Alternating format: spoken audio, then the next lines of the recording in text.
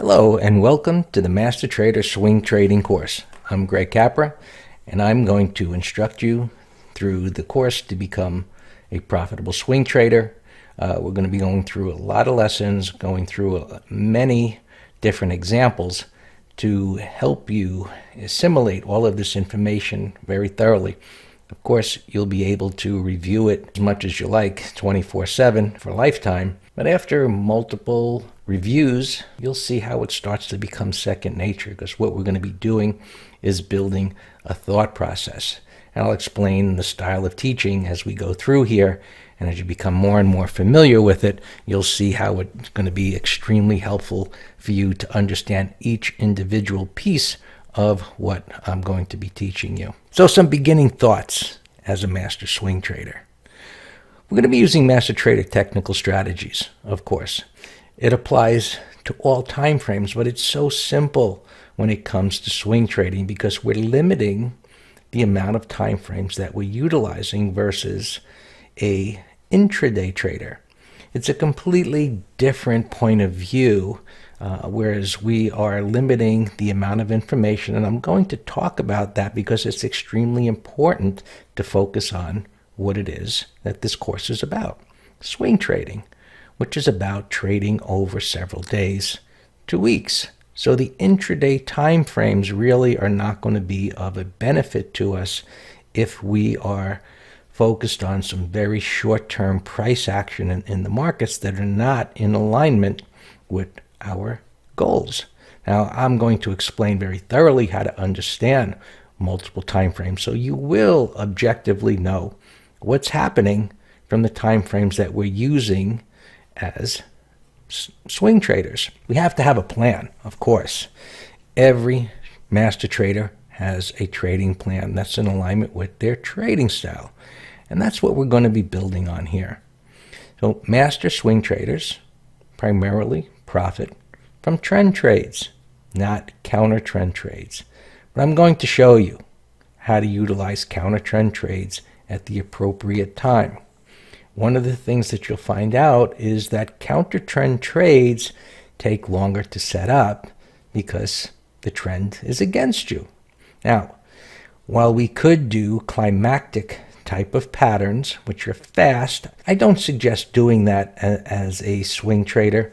The more profitable trades as counter trend trades are going to be the ones that set up over a longer period of time. We'll get into that. Our technical strategies understand that they're defined by what you and I and others are doing, whether we're individual traders, investors, hedge fund managers, market makers, prop traders. It makes no difference. All of our actions are displayed on the charts for us to view. So those expectations of others is what creates those price patterns. And those patterns and trends we're going to view in multiple time frames, because when you understand multiple time frames and you put them together and you pick the correct location as to where to act, the odds are going to be in your favor. And you'll see how that is as we progress. So let's begin. These are the 12 modules that we're going to cover in the course. And everything that I teach, I like to refer them to as thought-building lessons.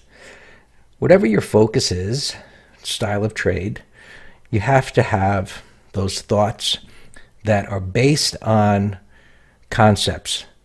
And so we're going to talk about individual concepts very thoroughly, and then we begin to put them together one by one. So as we go through an individual concept, any particular time I may not be talking about, oh, this is an entry point, this is how you place the trade, because that isn't the focus within that concept. The focus is to understand that individual piece of what we're going to be putting together to formulate our trading plan and those high probability trades. So after we get through the introduction and an understanding of the foundation, we'll talk about trend analysis and how to do that very objectively for swing trading. We'll then review particular turning points within the trend, why it happens there, how to take advantage of it, We will cover candlesticks like a master trader. We're not going to be focused on a whole lot of names. We're going to be focused on why they form, how they form, what are they telling us at that particular time when they form, and how to understand that in multiple time frames. Then as we put that together, we will look at the particular price patterns that we're focused on and how to understand that. And I'm going to explain that to you in a way so that you're not stuck on one pattern or thinking this is what you have to see to take advantage of it. You're going to understand anything that could possibly happen with price patterns. Now, that doesn't mean you're going to trade everyone, but the big plus to that is to know what not to trade. And then, of course, what to trade. And you're only going to be focused on the highest probability ones, and your job will be to wait for those to set up. I'm going to teach you how to use moving averages like a master trader. If you're new to master trader, you've never heard it explained this way. It's extremely powerful. It helps limit the amount of information that you're focused on, and you'll understand what's happening in multiple time frames by looking at one time frame. Then we're going to talk about multiple time frames. It's such an important key as to putting together those time frames for maximum results. Position and money management, without that, no matter what type of trading you're doing, you don't have a chance. Especially important to understand money management in any business, and trading is a business, of course, and how to manage a position. I'm going to explain to you Master Trader's top-down approach to profits and how we put together our analysis of the broader markets, sectors, stocks, market internals. Then swing trading preparation. How do we find the money? As we go through that, I'll show you how I do it, the scans that I use, and these scans will be available to you if you choose to use the scanning platform that I use. It's part of what we offer with the program. Then we're going to get into the Master Trader setups, the interpretation, how to use them, and then finally, the Master Trader's mindset for success. Trading and investing through technical analysis is unlike anything else that you learn and do. We're not trained for that. Right? We're trained to think basically in ways of you read a book, and that's the theory, and it's a fact, and you apply it. Whereas with trading, there is a level of uncertainty that is always there because the markets are always moving. There's new information that's developing. Market environments change. So your mindset has to be one in which you can adjust to that. And the tools that I'm going to offer you in this class allow you to do just that. So let's continue. Since you're taking the swing trading course, I would assume you already know something about myself, but if you're not that familiar, I've been doing this for quite a long time. As it says, back in the late 1980s, I was in maybe the same place you are, where I thought, how do you trade stocks? What's the difference between a stock and a bond? I'm not even sure if there were electronic funds back then or ETFs. I know there were mutual funds, of course, but I was interested in trading stocks and options and educating myself about that. And there wasn't much information back in those days. Newsletters came by what we referred to as snail mail. Eventually, fax machines were able to deliver information. I know it's a long time ago. I was downloading data eventually through a phone line on a 2400 baud modem onto a 286 computer, typing DOS commands to get to the point where I could view a chart, which it wasn't even available in a candlestick format when I started. So I've been doing this for a long time, learned a tremendous amount on my own, which of course is the more expensive way to do it. And I congratulate you for taking this class and investing in yourself and your education, because it truly speeds up the analysis exponentially. And while I can't promise you won't make mistakes along the way, it is part of getting to the point of being that master trader. Everything that we learn, we do learn through mistakes, and those are the things that really teach us the most, because when you make mistakes here, you lose money. And none of us want to lose money, so that's why we're going to talk about money management and starting out small and doing this intelligently. Back in 1994, I created a company called Pristine Trading and taught many individuals. Back at that time, we used to go to hotels, and this was when we used to send out through fax machines, our newsletters.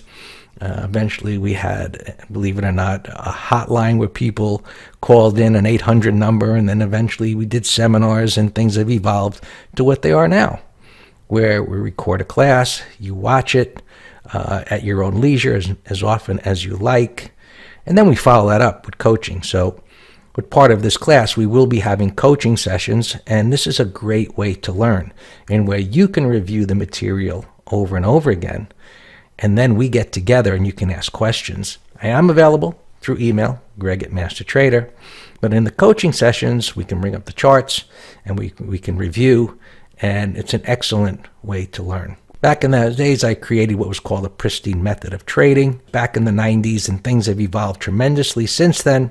Some of the foundational information is, of course, still valid, but things have changed quite a lot.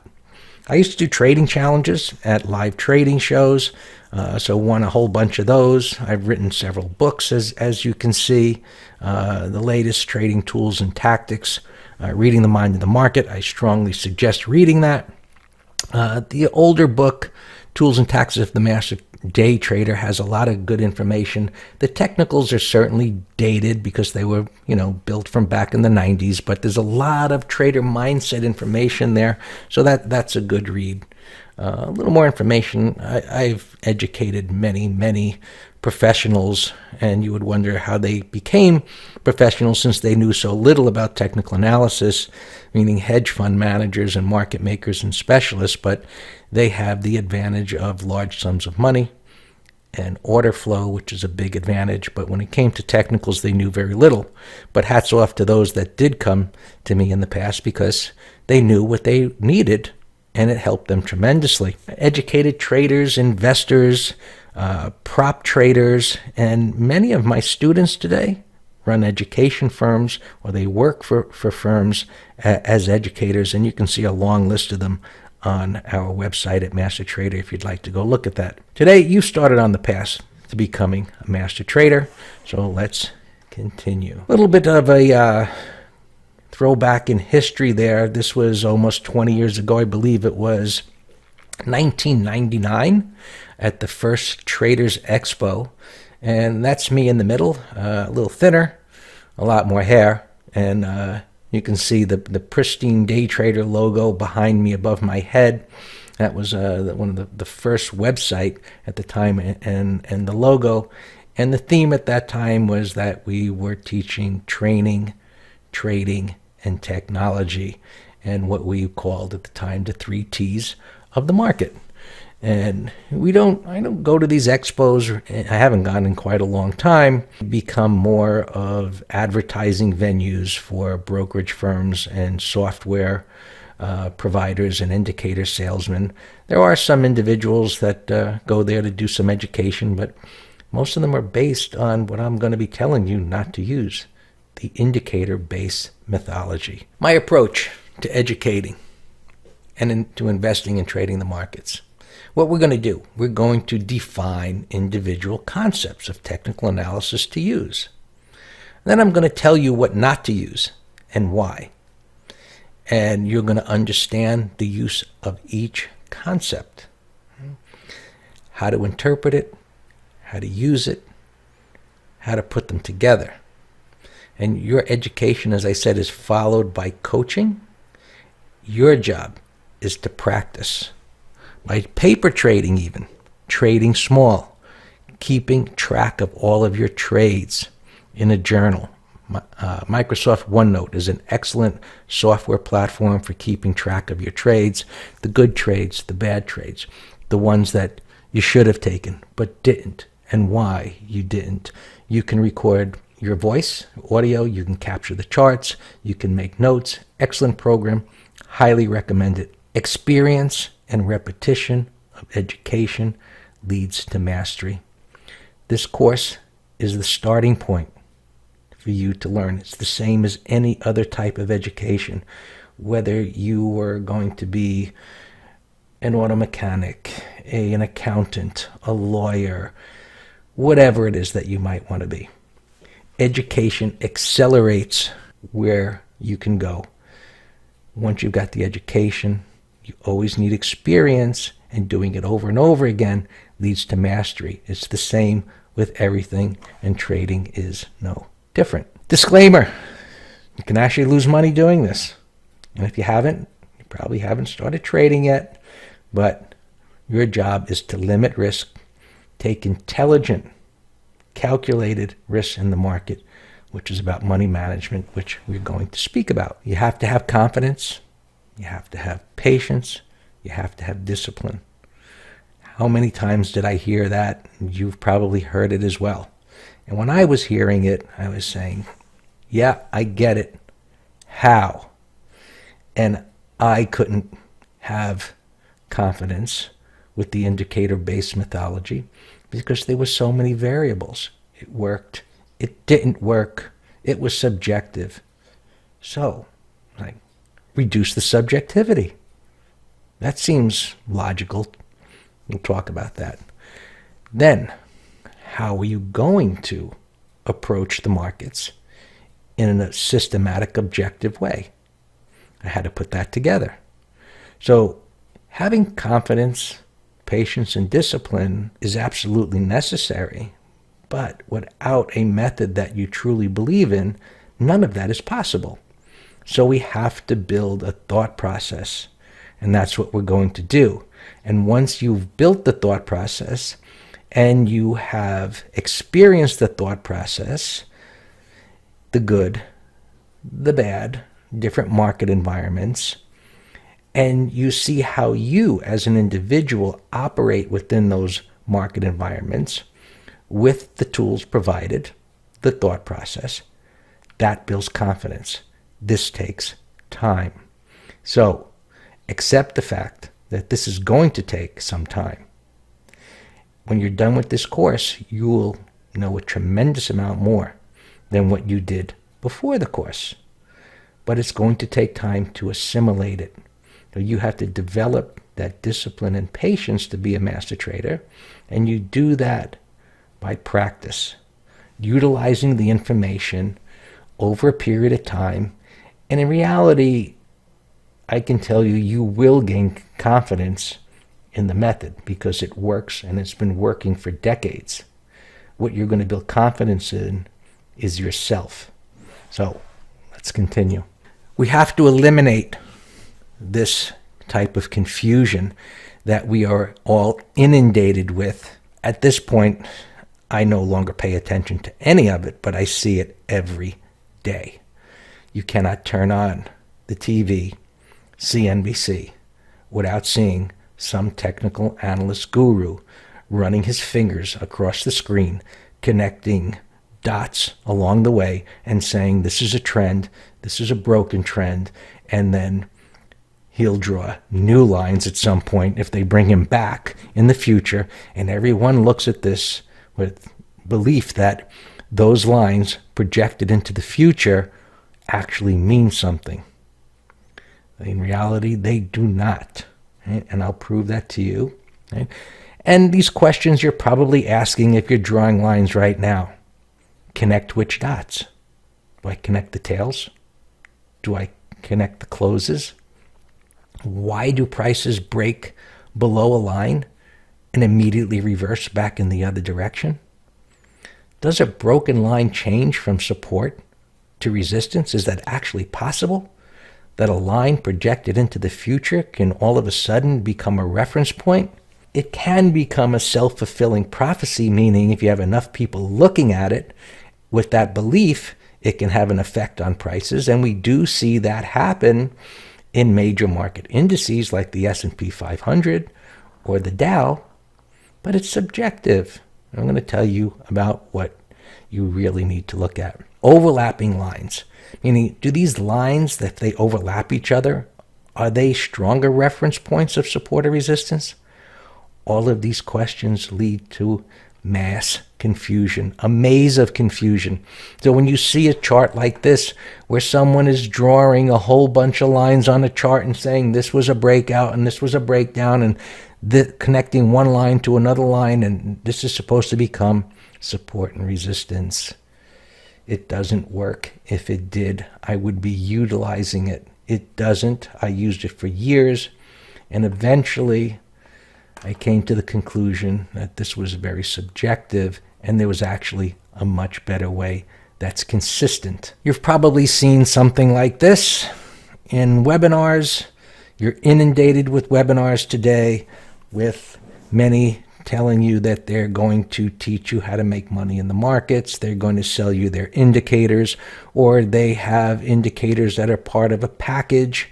And this is one which I would refer to it as the holy grail of indicators, because it's supposed to do everything in one indicator: support, resistance, long-term trends, short-term trends. It's really ridiculous and a joke. Honestly, these things just sell indicators and course packages, and combining indicators like this just doesn't make money in the long run. Sure, you can see examples where it might work, like, okay, it came into this green area here and shows just above February, but if you look to the left, there was price support there. We're going to get into all of this, and you'll gain confidence as to when to act, why you don't need this. And I would say, are you ready to stop the craziness and not be a chart artist? Let's talk about emotions, because trends display emotions. And as prices go up, as it shows, optimism increases. And eventually, as prices continue to go up, you can see the guy at the upper left there. He thinks he's brilliant. Then euphoria comes in. Then the fellow that bought at the highest point, anxiety stops. Was it a mistake? Denial. It'll be okay. Turn on CNBC. See if they're still bullish. Look on Google, Yahoo Finance. See how many analysts are still holding a buy rating on the stock. And as it continues to go down, the fear begins to come in, desperation, panic, and then eventually capitulation. And I'm going to show you how price patterns display exactly this. As I said, price patterns display emotions, thoughts, feelings, and beliefs. And then the whole cycle begins again, where despondence, depression, maybe it's okay, relief, optimism begins to come in again, and the cycle repeats. And we look at this, what we call the master trader atom, as prices move exactly like that, where they bottom out, and we call that a stage one, where there's ambivalence, as prices within this time frame begin to base out. And we're going to combine this with price patterns, and then as prices begin to move up, confidence comes in to that stock or the broader markets. And then greed begins to evolve. And then as prices go higher and higher, we'll see price patterns that will display this greed reaching an extreme. And then sideways consolidations where indecision starts.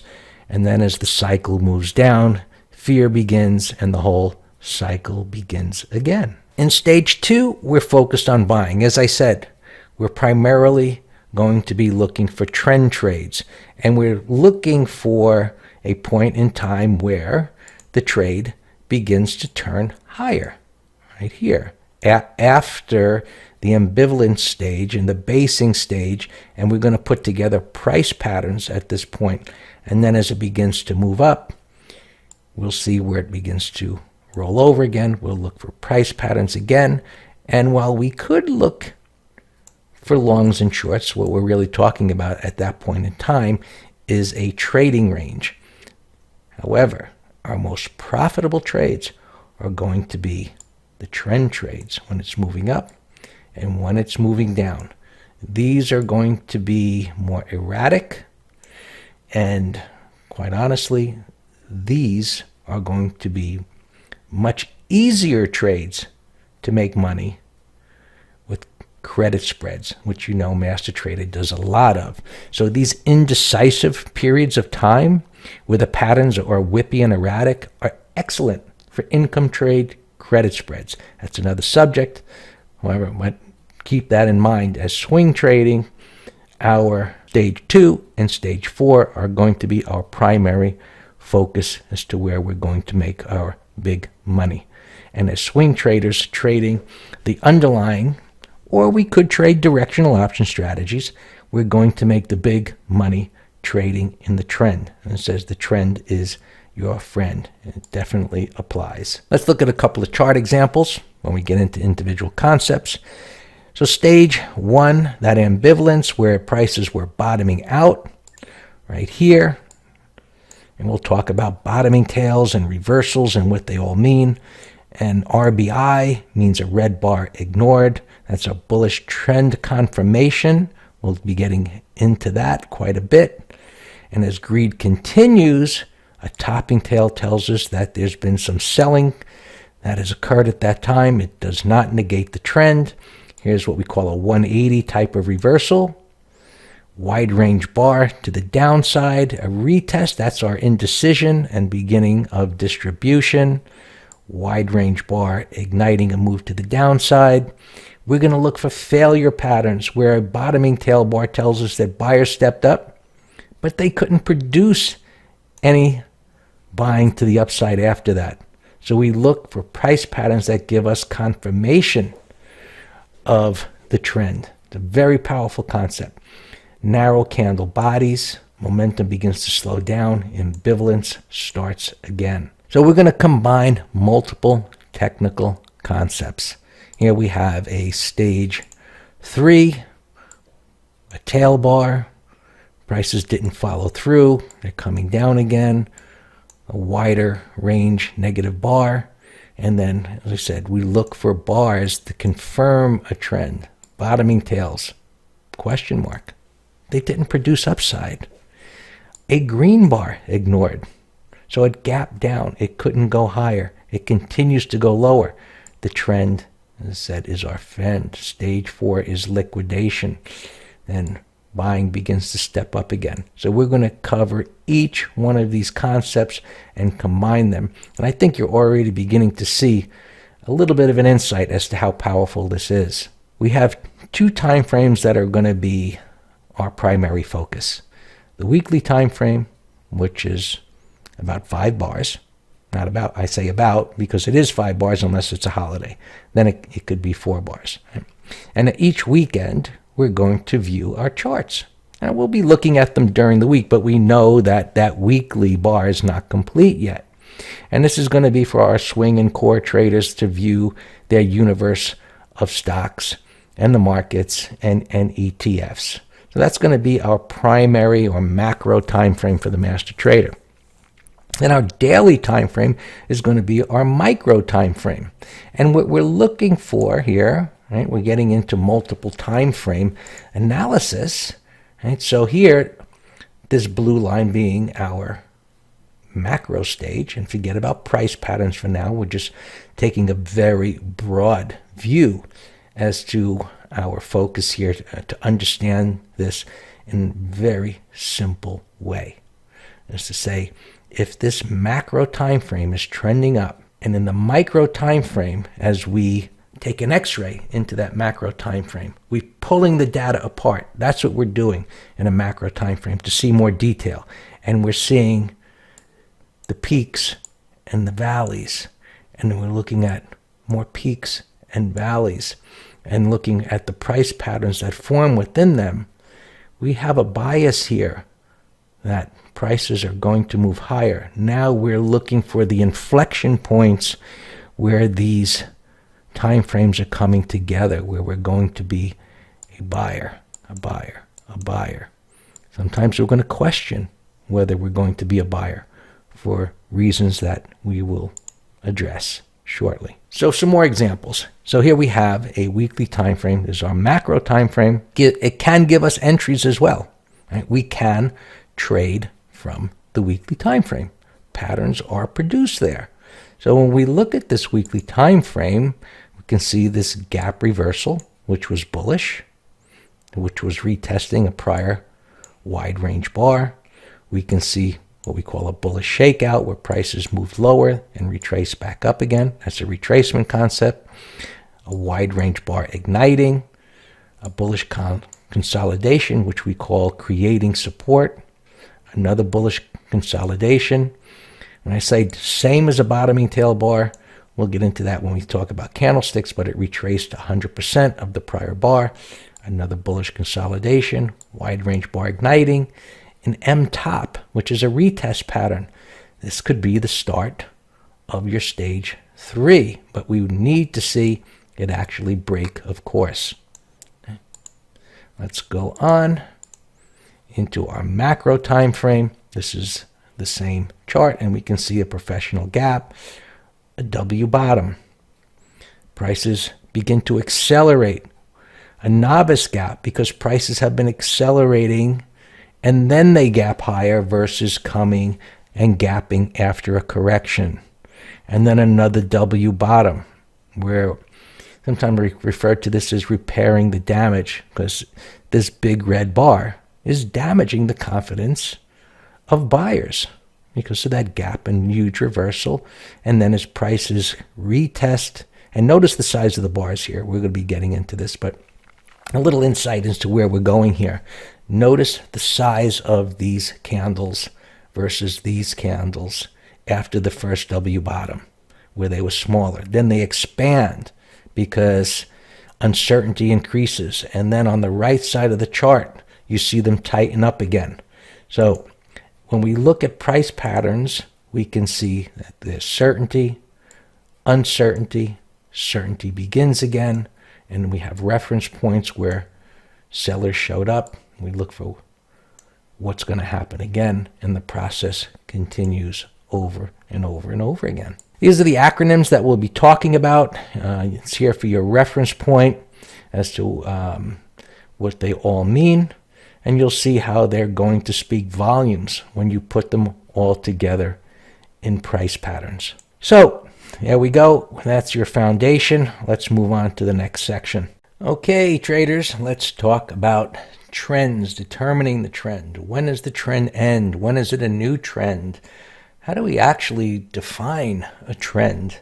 We have to answer all of these questions that seem to be a mystery for most, as it is used in the typical way, meaning through the type of analysis which has been done historically.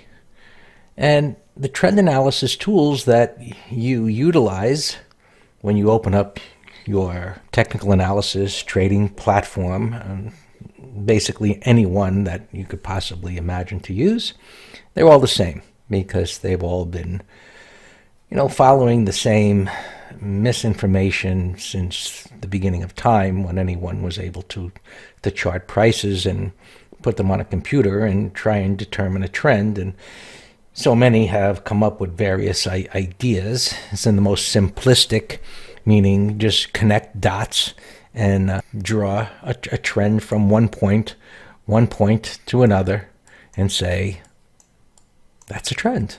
And if it goes below the line, the trend is broken.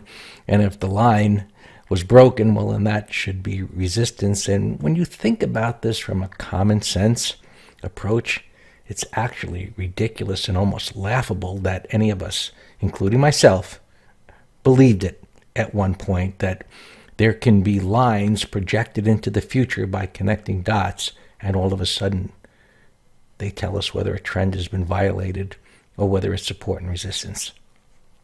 Another way is through moving average crossovers, which opens up a whole nother conversation that leads to confusion. Which moving averages? What parameters? When we say which, are they simple? Are they exponential? Are the exponential ones better because they're supposed to be faster? So if that crosses and the simple ones don't, did the trend actually change, or do we have to wait for the simple ones to cross? And then if the 5 MA crossed above the 20 MA, is that meaningful at all? And you've probably heard about the golden cross and the death cross of the 50 MA crossing above or below the 200 MA. It's really ridiculous. And this is what we've all been inundated with as to how to determine trends and support and resistance, which we'll get into. But it goes beyond even those rather simplistic pieces of misinformation. You have regression channels, and you have envelopes, and then there are the speed lines, and believe it or not, there's something called Andrew's pitchforks, and then the really esoteric ones where you have Gann lines, and you can get into the square of 9. And do any of them actually hold true? And do any of them become any more meaningful than another? And when you start looking at all of this, of course you look like this fella right here that has no idea anymore what is the truth, but he will continue to search it out, because that's what we do, in hopes of finding someone that knows the truth. And you might be thinking that someone knows maybe the right way to use any of these, but in reality, you have found the truth here at Master Trader. And I'll tell you, it's to get rid of all of it from that perspective and stop using it, and the light bulb moments will begin to go on.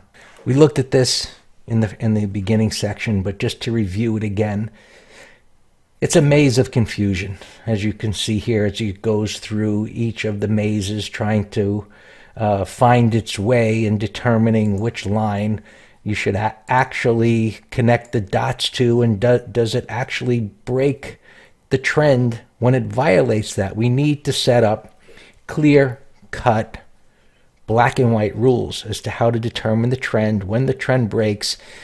If the trend breaks, what happens then? What if it resumes the trend? And we have to understand this in multiple time frames, and that's where the power of this course comes in. When you understand how to put this all together, you will be amazed at how you can determine the direction of prices in multiple time frames without any of the esoteric hocus-pocus indicator-based mythology.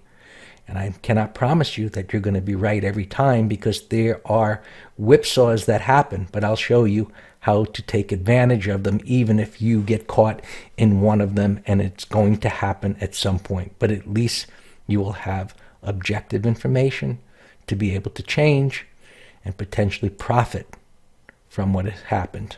And that is extremely powerful, because we have all been in situations where we said, if I had only flipped in the other direction. But how do you possibly do that without a method that empowers you to be able to recognize that it's just not going to be a whipsaw of a whipsaw? And is it a reasonable and powerful piece of information that we can take advantage of? Let's continue. Break of a trend line. Truth, reality. CNBC, as I said, you have people showing you this information almost every single day. And here you have a break of a trend line right here where it violates the trend. But did it violate the trend? We have to define what a trend is before we can say it actually violated. Just because there's a line connecting dots here, is that really a trend break because that happened? And now we see prices are moving back up again. So we need to understand this, as I said, in a very black and white way, so that we absolutely know what is and what isn't. And when we're done here, I don't think you'll be drawing any more trend lines, because it's just not necessary. Just a mention about these false beliefs. When you learn a particular strategy, a method, and you are learning one here, it is going to create beliefs. So if your beliefs are based on faulty concepts, like what I've explained about trend lines and moving average crossovers, you're operating from thinking that you have valid information, but in reality, you don't. And of course, that leads to making faulty decisions, which leads to losing money. So we have to get beyond all this and why I'm telling you that we had to explain to you why not. Define a trend. Well, it's really rather simple. An uptrend is defined by higher highs and higher lows. And we don't need any indicators or magical tools to determine that. We simply look at the highs and the lows. Now, we're going to define what's a high and what's a low, because if we don't do that, it is subjective. So we have to define each one of these pieces. And once we do that, we know clearly, is it in an uptrend or not? Has the trend changes? So we have to define that too. What would actually violate the trend if it isn't a trend line? In a downtrend, lower highs and lower lows. Sideways trend, we're going to require a minimum of a third retest to call it a sideways trend. Just plain old common sense. Right? When is it over? It's easy. When there's a downward trend break of the uptrend. And you can see the way that this has been drawn, very clear. It has violated this low prior to the higher high. And we'll look at this a little further, but that is what we're going to be viewing, is that if it's making higher highs and higher lows, we just continue to monitor that. And when it no longer meets the definition, we know that there's been a trend break. An upward trend break, making lower highs and lower lows. And when it no longer meets that definition, it's no longer in a downtrend and we've had an upward trend break. Right? Breakout, sideways trend, right? 3 or more. And when it breaks out, clearly that is a breakout, and that allows us to buy pullbacks and breakdowns, 3 or more, and then a breakdown. That trend is then over. Here are our guidelines. An uptrend is defined, as I said, by higher highs and higher lows. And I'm saying pivot highs and pivot lows, which is required to define what that actually is. But we'll get to that. Within that uptrend, that pivot low prior to the higher high is what we're going to call major support. In other words, that low that occurred prior to prices making a higher high is major support. And we continue to follow that as long as the trend is moving up. Every time prices make a higher high that was preceded by a prior swing low, a pivot low, that becomes new major support. And we continue that process until it ends, meaning that prices traded below that major support level, and that ends the uptrend. Very simple. A downtrend is defined as lower pivot lows and lower pivot highs. There's a downtrend. The pivot high prior to that lower low is major resistance. So if prices push up above that major resistance reference point as defined, the downtrend is over. It no longer meets the definition of a downtrend because it's no longer making lower highs and lower lows. It is traded above the prior pivot high, which we have defined as major resistance. This doesn't mean that it's now in an uptrend when it's violated that prior pivot high. We need to go deeper into this analysis. Let's do that. First, let's define what a pivot is. Once we've done that, we're getting this to the point where it's just black and white. Now, a pivot high, it's a reference point. There's been a shift between what we call the forces of supply and demand, sellers and buyers. So that pivot high is going to begin with a higher low bar on both sides of the pivot. Here is our high point. So it begins, right, with lower highs. And then we're going to need a minimum of 3. And once we have 3 to the left and 3 to the right, we're then going to know that we have a pivot high of significance. And the same for a pivot low. 1 is not enough. 2, we're getting there, but we want 3. And once we have 3 to the left and to the right, we'll then define that as being a pivot low. And what we're looking for is a trend of these pivot highs and these pivot lows. And that's going to clearly tell us that there's a trend and if there's been a violation of that trend. And we're moving toward analysis that is black and white. It's one of the few things that has no gray area whatsoever based on our method. Every pivot high is marked here, and each one of them has 3 or more lower highs to the left and the right. And every pivot low has 3 or more higher lows to the left and right of that pivot. And as you can see, we now get a trend of these pivots: pivot low, pivot high, pivot low, pivot high, and we can just visualize them. And if you can count the 3 on either side, and of course you can, here I'm showing you some software that actually marked it there. And now we're following the trend. When a high is established, we recognize that. A low, we recognize. High, we recognize. Pivot low, we recognize. And as you can see here, I'm just going to kind of connect the dots, so to speak. Right? At some points it does get whippy, but you see the highs and lows, and we have a trend. And it continues to trend.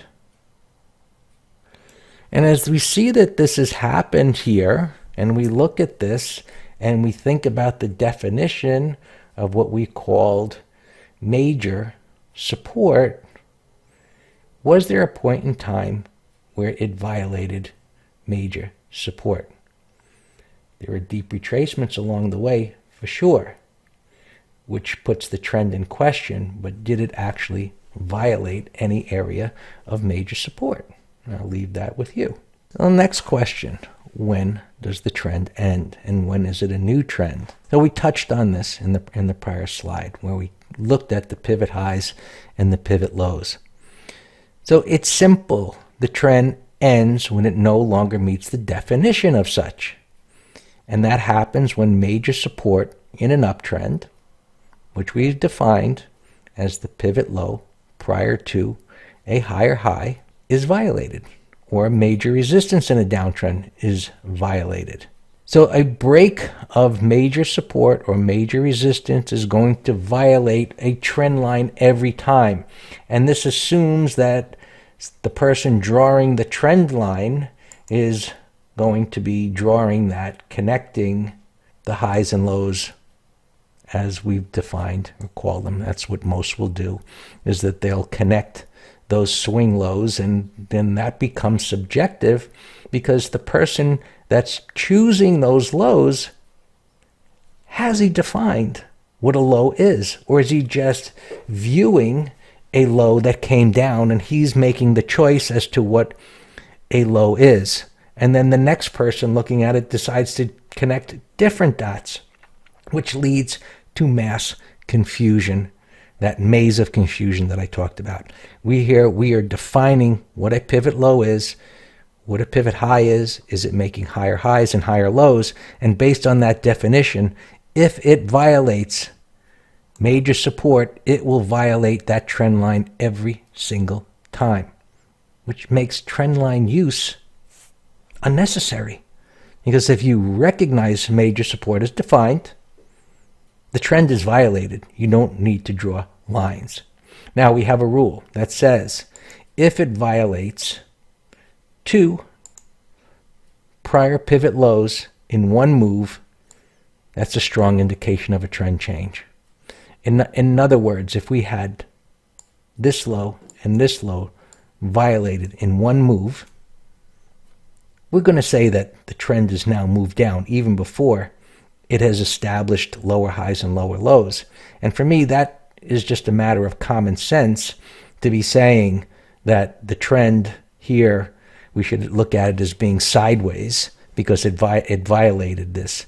Now, if something came down that far to violate that, I'm going to be looking to short a retracement. And we're going to get into this, and I'll just mention here to plant the thought that the type of retracement, the initial one, is not going to be the one that we're going to look to short. It's going to be one that forms we call an M top. Let's move on from here.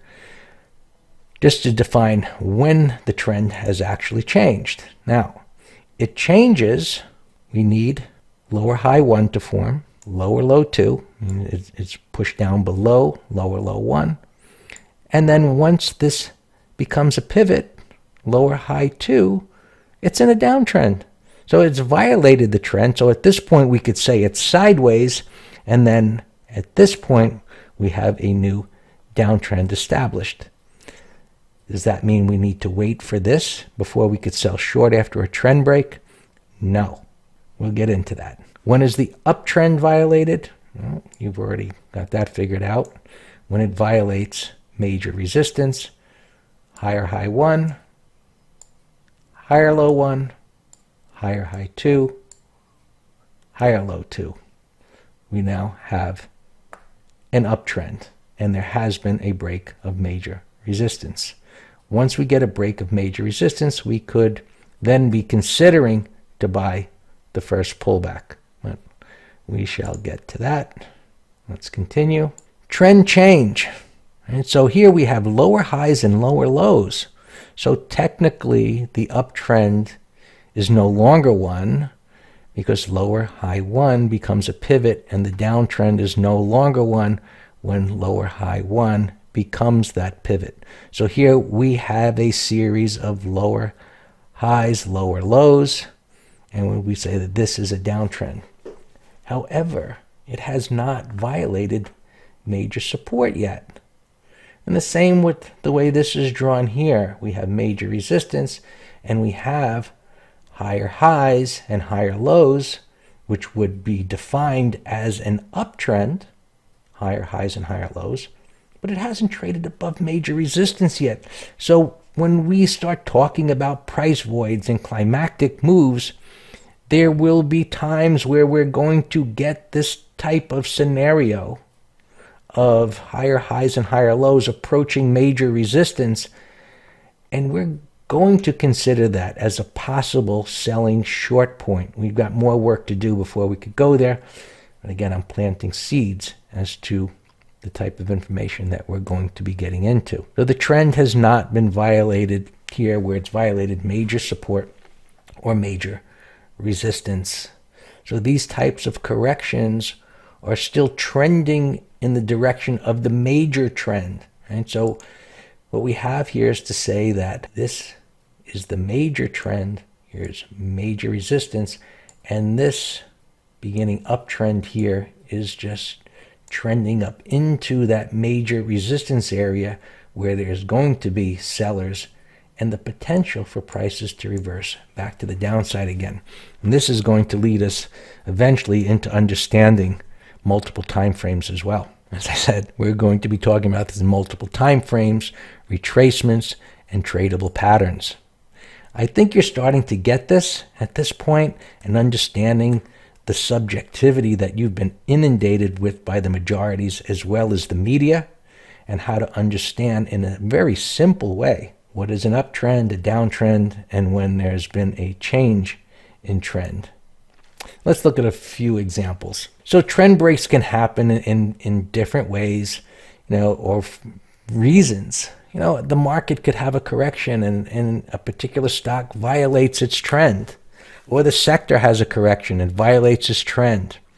Now, did it not go higher at the time? Meaning, what happened after the trend break? Relative weakness to the broader markets could be a reason for it breaking the trend. In other words, we don't second guess this. It is what it is.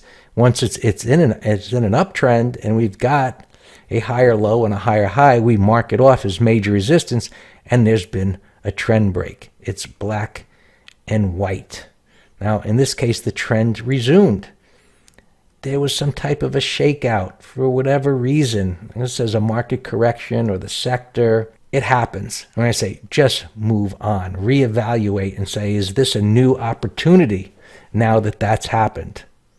And look at it objectively. Even if you gave up a position, let's assume that you were long on the way up here, and you sold because of a trend break, a valid trend break, and it resumed, well, reevaluate. Maybe you should get back in again.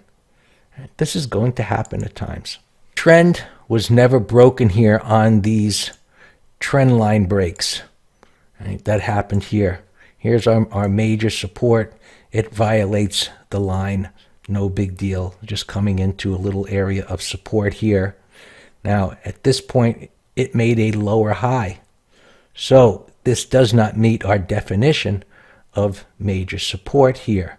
So this lower high, lower low, I'm going to show you examples where it's actually an excellent buying opportunity. This retracement here, 90% pullback. We'll talk about this in retracements, but it's certainly putting the trend in question. So here is our major support area, and this is where we know buyers are going to begin to step up.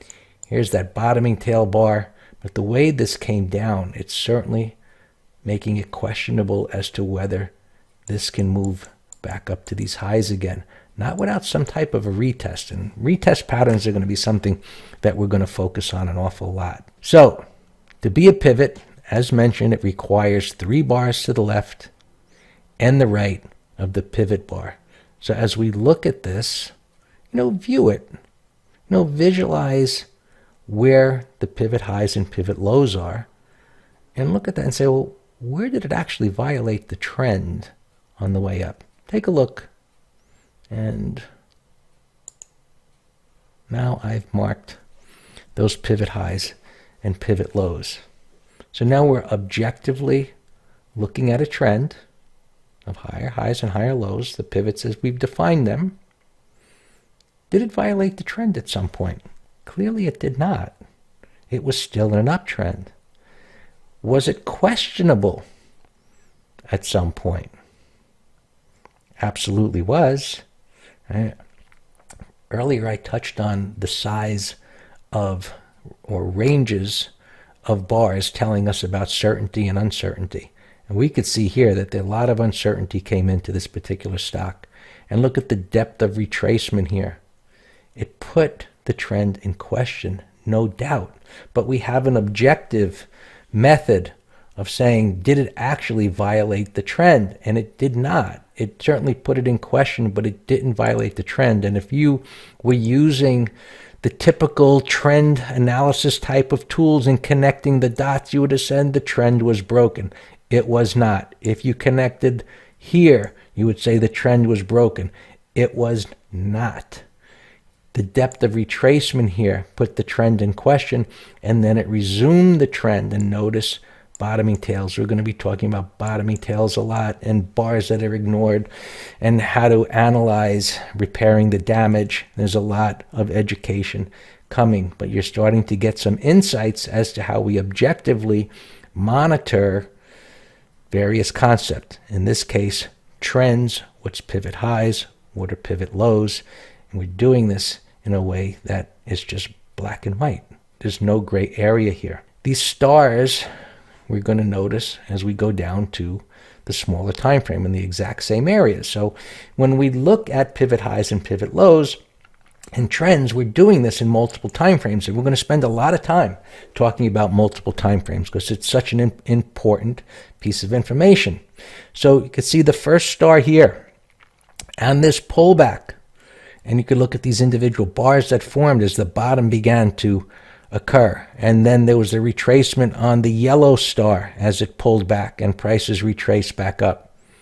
And then as prices moved up again, right, we're looking if there was a trend break.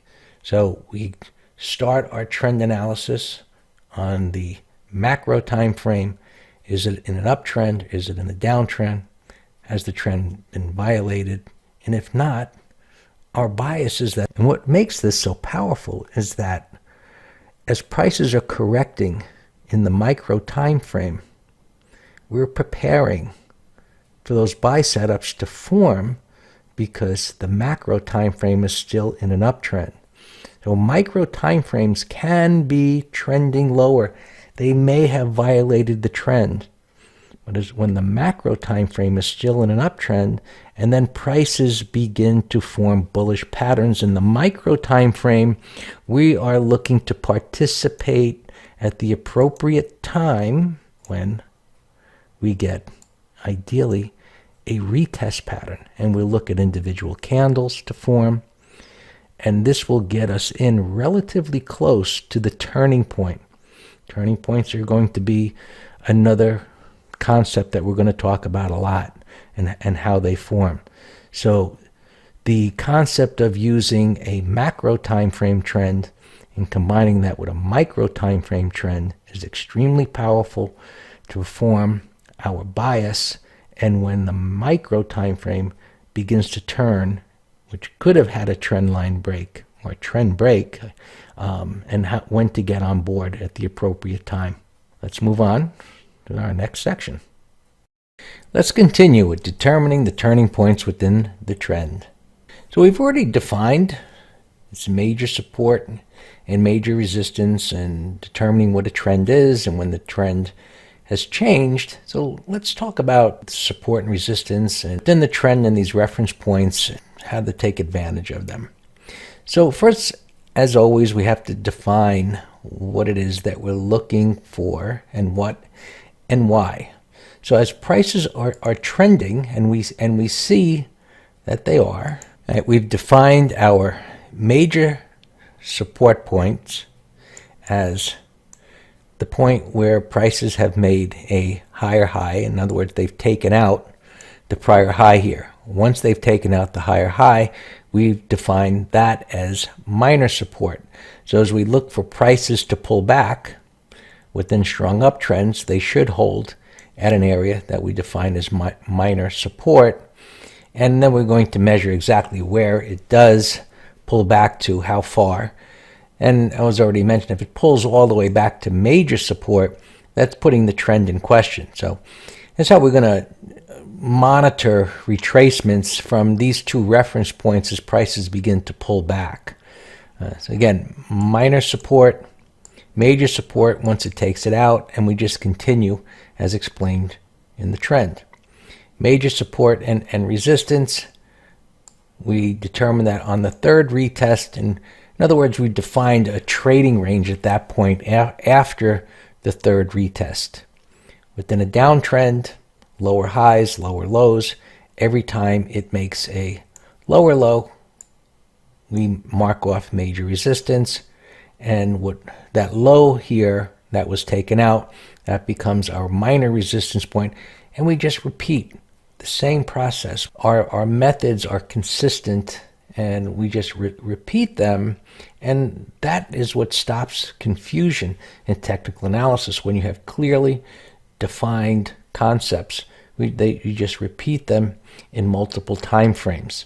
A resistance, once broken, becomes support. And I like to exchange support as being a reference point of demand. So there was supply there, and once it was overcome, and there had to be supply, because if it pulled back from there and then it was overcome, that there was a supply point. But in an uptrend, prior highs are supposed to be overcome. However, once it is, we reference that as being a minor support point, and we look for demand to pick up there.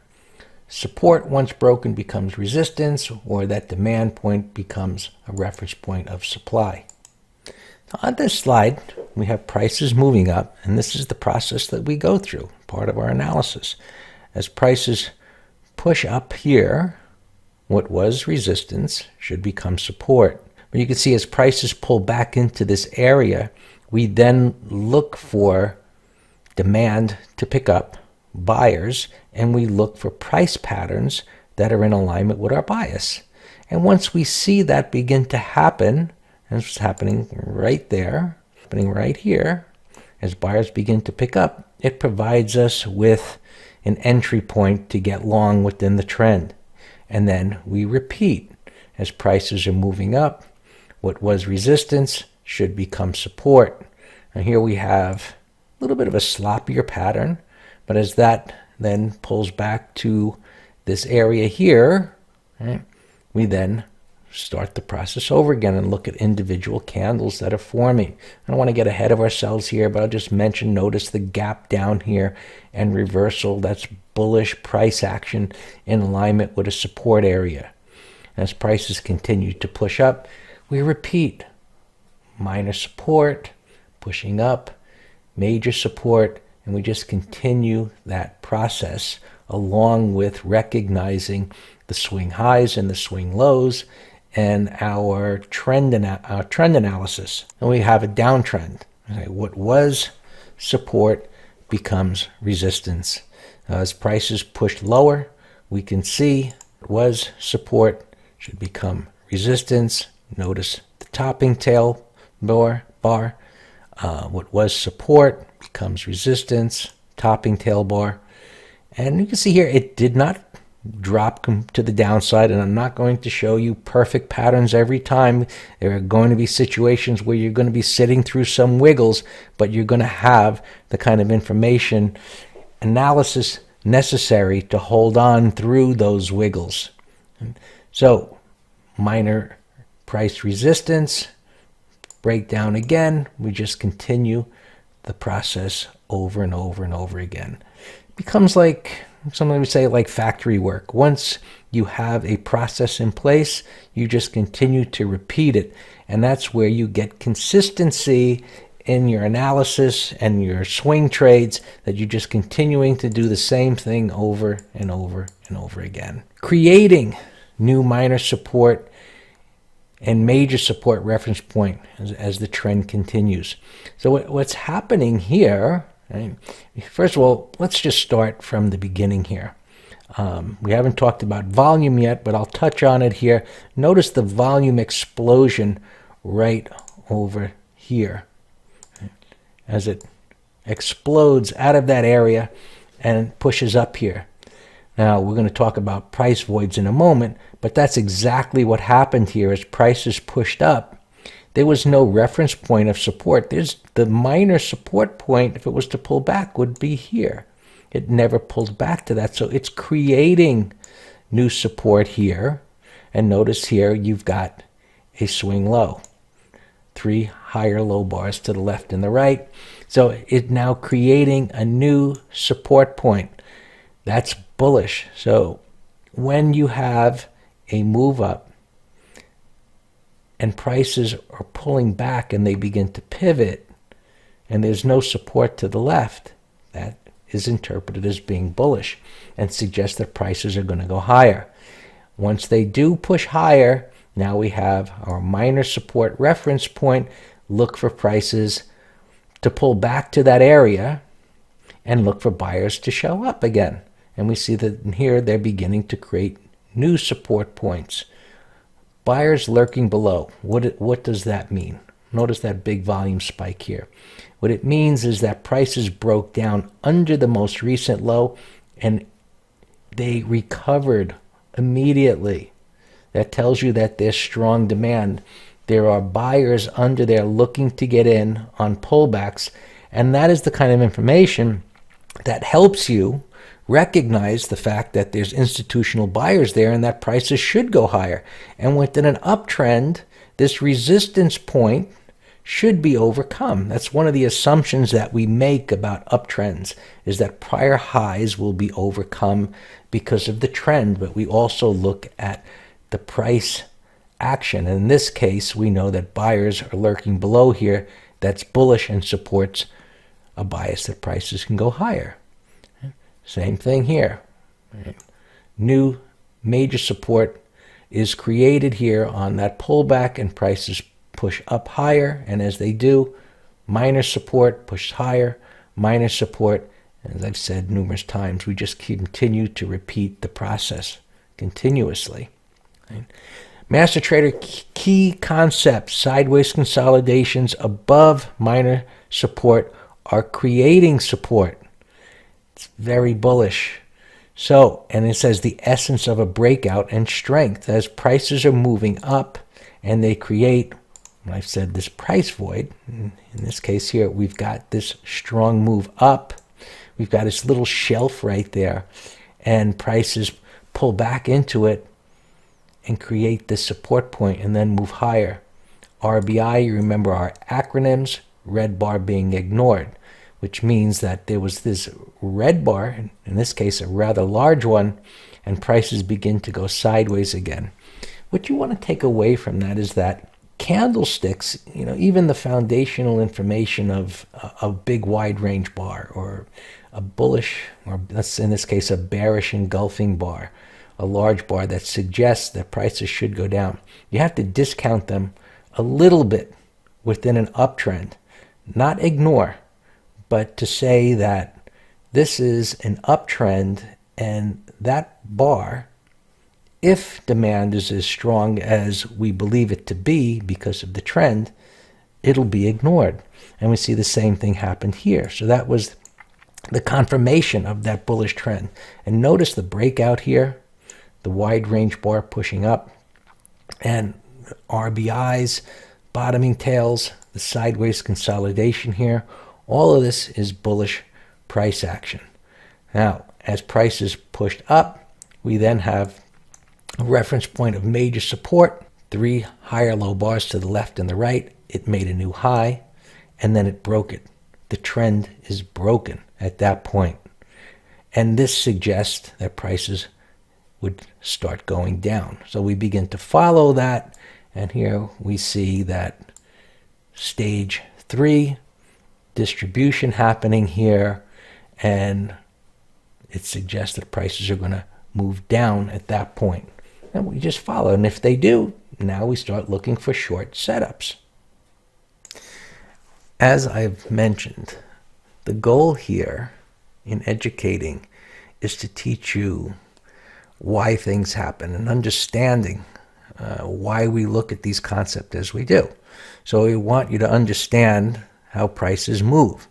And prices move between these areas we call support and resistance. That's where buyers are stepping up at support. There's going to be sellers at resistance, and we have to put that within the context of a trend. So we continually assess these areas. We update that information. So as a trend continues, we get higher highs, we get higher lows. We're marking off our major support. If it's in a downtrend, we're marking off our major resistance. And we then continue to follow the trend. And if the trend is violated. Now, there are times where prices trend rapidly, or it could be a gap. It's the same effect where you get a very rapid price movement, or there could be a gap. This is what we call a void. A void means that there's no reference point to the left. And to visualize that in the example of a gap scenario, it's very easy because there's a void. There's nothing there. Price is gapped above resistance or gapped below support. So there's nothing there to trade against, so to speak. There are buyers at support. They bid there. They look to get long in an uptrend at minor support. If it violates minor support, there are subjective reference points that could be based on a moving average or a Fibonacci retracement or any of these things that could possibly be used. But as prices retrace further to that major support area, that's going to be your next reference point where buyers are going to show up. Now, in the idea of a price void, if there's nothing there, what are those buyers going to use as a reference point to buy? There's nothing there. So they're either going to create new support, which we've talked about, or they're going to wait for the gap to get filled. Or for our perspective, if it's in an uptrend and it gaps up and there's a void, once it forms a new pivot low, we look for a retest to buy against, because now we've got what I'll call a legitimate reference point of support that's been created by buyers. And they only stepped up there because they believe that at that point it's cheap. Prices are cheap. They've created this new support point, and we can now trade against that with the appropriate price patterns that happen. So here's the idea of the void. Fast price movement. As I said, rapid price movement where you could have multiple bars where the opens and closes are together and it moves very rapidly to the upside, sometimes vertically. Or it could be a gap. Prices were trading here, and now they opened up here, and there's a void. The other part of the void happens through time. So a rapid price movement creates the void, but at that point, time increases it. So from a long perspective, let's assume that this was a gap, and now there's a void. We don't just want to arbitrarily buy because of that, and that's why I said if you get a pivot, and where prices begin to pivot here, right, 3 to the left, 3 to the right, and then retest that area, and with the appropriate pattern, we can trade against this area here, looking for prices to go higher. Now, what if prices continue to go sideways and they move away from this rapid price movement and there's nothing here to trade against? Well, this big move here, which was an indication of strength, is what I'll call the weakest link. There's nothing here. Now, as time goes by, after a strong move, what are they supposed to do? They're supposed to go up. Right? So a consolidation after a strong move creates a base. And that base is supposed to end with prices breaking out to the upside. Whereas if they do not, and they break to the downside, that opens up the door to a continuation move all the way back down because there's nothing to the left to trade against. Just imagine as if you bought here, or maybe if this was this rapid type of move, you bought on the way up. And now as it's going sideways, your assumption is that it's going to go higher. And that would be the appropriate assumption because of the prior strength. But if you noticed every time it got up here, it came right back down again, over a period of time, you'd begin to lose confidence. And once it was to break here, what would you do? You'd exit your position or part of the position. And as it's continued to go down, those that bought on the way up, more of them would begin to sell, and prices would, because of the void, have the potential to go all the way back down. So voids are very powerful concepts. Another type of a void is a new 52-week high. So there's no overhead resistance, and that's why hedge funds, mutual funds, investors look for stocks making new 52-week highs. There is no overhead resistance. However, it depends on how they got up there. So the ideal scenario would be one in which prices went sideways, right, after a move, and then we were buying breakouts to new 52-week highs, and now we have a very strong reference point of support underneath. So voids are powerful concepts. It's one of the concepts that we're going to put together with our trends. Now here is a void that's created through rapid price movement to the downside, and then price movement over time, where prices went sideways, and then they pushed up here into this immediate overhead resistance area. Now, one of the things that we look at is the fact that if this was going sideways here and came up and then came all the way back down again, that in of itself is bearish because, well, it was trending down and buyers stepped up and it came all the way back in, which would suggest prices would move down. Now we get a gap up and this bullish price action that's occurring here. And we have this void up above. This type of bullish price action is one in which we're going to be very interested in buying. And notice the bottoming tail bar here. And we're going to get into candles, but I'm going to start showing you more and more these individual candles and combination of candles that are going to give us buying opportunities. And because of the void, this is why prices moved so rapidly. Well, let's just say there's two reasons why they move rapidly here. First, this bearish scenario that's set up didn't follow through. So those that may have shorted here they're in trouble at this point. Short covering creates demand and buying. Those that would want to get long, of course, creates demand and buying. And now there's a price void, and that is a major reason why prices moved as rapidly as they did. When we get into multiple time frames, one of the questions that you're going to want to look at on your own would be, as you see a pattern like this, is to question why it happened. And that's, was there something to the left here? Was it an area of support in a higher time frame? And you see, as we start putting together these concepts, extremely powerful and putting the odds in your favor. Another void, a sharp move up, more of a trending move up, I should really say. Here, prices broke out. This was a sharp move up. Notice the bottoming tail, big reversal here, and the next little breakout. And as prices were moving up, of course, that suggested it continued to go up. And then this movement over time, and notice that big wide range candle there. This movement over time should have resulted in a move higher because it was preceded by a strong move higher.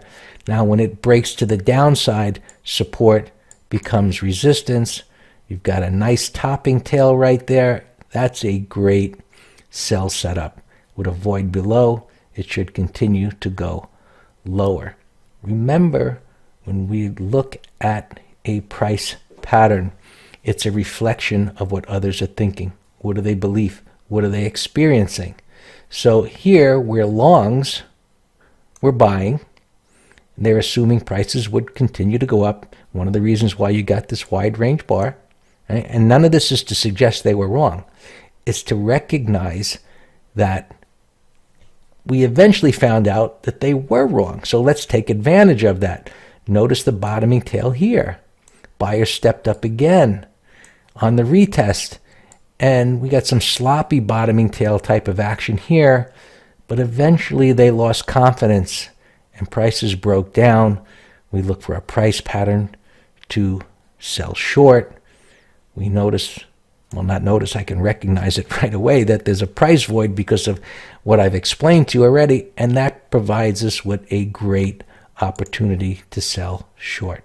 Here's a really sharp move to the upside as prices were trending higher. Let's point out a few concepts here, like the red bar ignored, the wide range bar starting the move here, this pullback, this nice little bottoming tail bar, and notice how the ranges are about relatively the same. Now they accelerate higher, and now we've got a stall in the momentum here. But if you're thinking about shorting something like this, don't do it. Strong stocks that are perceived to be overbought can become more overbought. We don't do that as swing traders.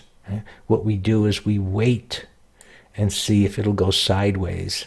Will it form a retest pattern here? And when we have that, we can swing short that type of a scenario. Don't trade against the trend just because it looks like it's gone too far. They can go further than you can imagine. I've seen it happen over all the years I've been doing this, that trends do go further than you would believe is logical. So we don't do that. We wait for retest patterns in a situation like this. In addition, this kind of a pattern, when it forms, these are great scenarios for credit spreads, bear call credit spreads, where you've got a double top and an extended stock, and we look for these with relatively short time to expiration. And so this hasn't violated the trend, but we perceive it to be extended. We see a retest pattern, and credit spreads are a high probability income strategy in a situation like that. We haven't gotten into multiple time frames yet, but as I said before, I like to plant the seeds of thought where when we get to the concept that we will be talking about. So you cannot see the time frame here, and a lot of the examples I'm showing you don't show you the time frame yet because I'm showing you a concept. However, let's imagine for a moment that this is a monthly chart. If we were to move to the daily time frame, we just might see in a lower time frame a movement through time. So where this 3-bar reversal here occurred, let's just clear this up for a second.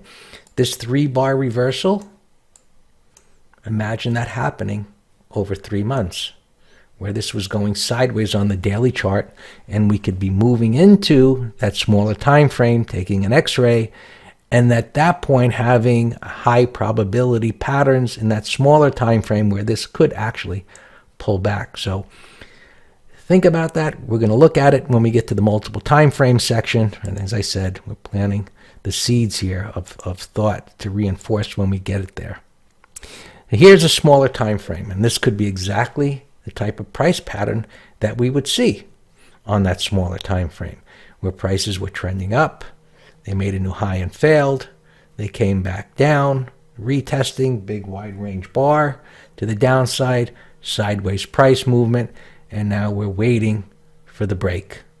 And in addition, as mentioned already, credit spreads are an awesome scenario or strategy for generating income in a situation like this, where we would say prices they're not likely to go above this high here.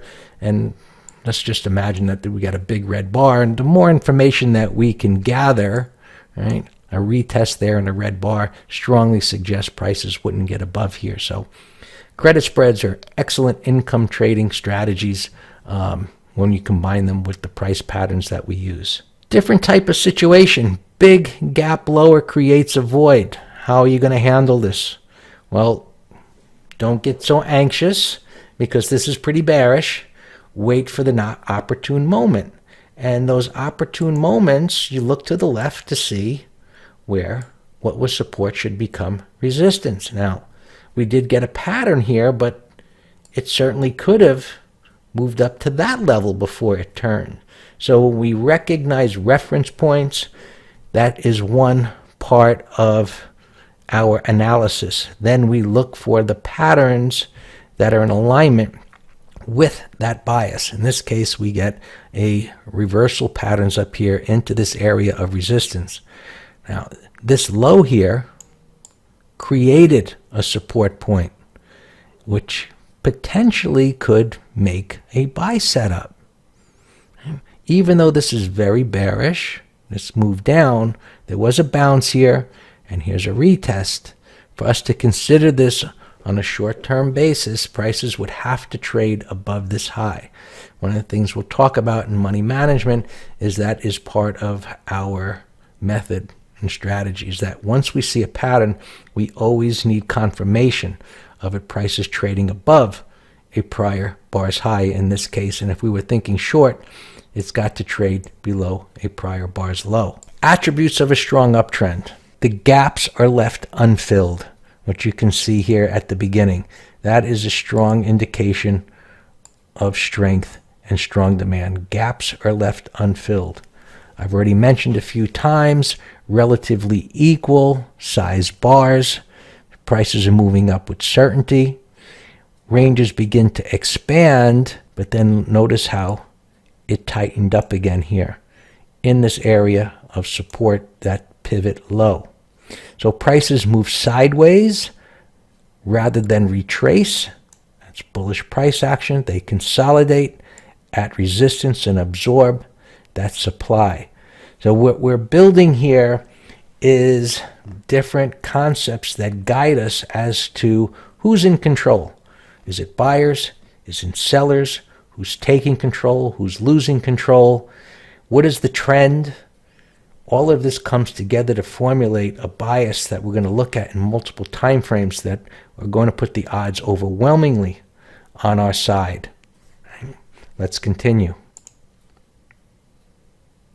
All right, let's continue with understanding candlesticks like a master trader. This is one of my favorite subjects. Love talking about candles, bar by bar, putting it all together here. So, becoming a candlestick master. Proper trading is supposed to be proper thinking. How do you know what to think? Well, it's based on the chart, of course. So as we look at a pattern, right, it's a recurring arrangement of price bars. We put those together. We've seen them in the past, historical patterns, and how they've played out, and that suggests the direction of prices in the direction they're supposed to go in the future. That's what guides our thoughts. So as these patterns occur, and they communicate how traders have acted, what were their beliefs, what their expectations are, and what they think is going to happen in the moment. So as we read that, it creates our own and what we believe is going to happen. And we use that on an ongoing basis in what I call candle language. And they tell us what, as I said, what's happening, and we're going to use them on a continuous basis to guide our thoughts and our trading decisions. I've already mentioned indicators. They're not going to be helpful to you. Gurus of the time that written candlestick books and have websites, the majority of them are using candles in combination with some oscillators, and where they talk about marrying Eastern and Western technicals. Just take the indicators off of your chart. Follow what we've been talking about here. Trend, support, resistance. We'll add the candles to it, as I call it, candle language. What's happening in the areas where they're supposed to. Location, it's very important. Trend and location, because candles by themselves can be totally, not meaningless, but as I mentioned to you in a few slides, a red candle in an uptrend doesn't get the respect that it does in a downtrend. I'm not going to act on a red candle to sell an uptrend short, right? It's common sense. Bearish engulfing pattern, or the different names I tend to forget over time, but you have dark cloud covers or evening stars or whatever the name might be to suggest something bearish. It doesn't mean it's bearish. While there's been some type of a reversal pattern, you always put them in the context of a trend, support, and resistance. Now here are all the names, and those that promote candlesticks in the old way would suggest that you would remember all of these names and what they mean and what they would suggest is going to happen. And there's even more of them. And so to remember these names is totally useless to us for making money. Let's just understand candlesticks as being pictures that mean some type of reversal in the moment, whether it's increasing momentum, slowing momentum, or a reversal. And when we recognize these individual bars, putting them in the context of the trend, that's common sense. We use them to determine who's winning the battle between supply and demand. As mentioned, they speak to us about how other traders have acted. They communicate to others how we've acted, because once we place that trade, our beliefs have been displayed on that chart in the time frame being viewed.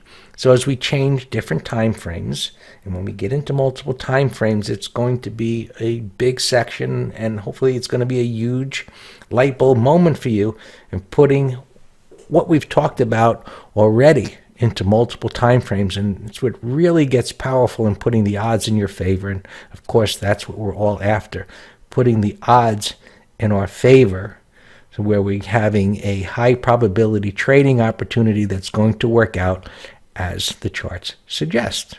So we have to combine these concepts, as already mentioned. Let's start with the beginning. For those of you that maybe you don't have the basics, a lot of you probably do. So let's just go through it and just cover this foundational information, and then we will get into the more advanced part of candlesticks. So for those of you that are starting out, and we start with this basic understanding of a candlestick, meaning it's comprised of a low point, a high point, it's your low, your high. It's got an opening price and a closing price. And you can color these any color that you choose to on your own platform. The majority use red and green, but you use whatever you like to suggest bullish or bearishness. So if the closing price is above the opening price, we're going to paint that candle green. Now we're going to take note of the size of what it's called the candle body, which is the area between that opening price and the closing price, because that can change dramatically depending on where the open and close is in relation to the high and the low. So we could have small candle bodies, right? We could have big candle bodies. We could have long wicks or short wicks. So the candle combinations of what they might look like, it's probably endless. And another reason why there's no point in remembering names, all we need to do is just look at the candle and say, how big is it? What is the size of the candle body? What is the size of the wicks? And then start putting those individual candles in the context of what preceded it. And of course, the trend.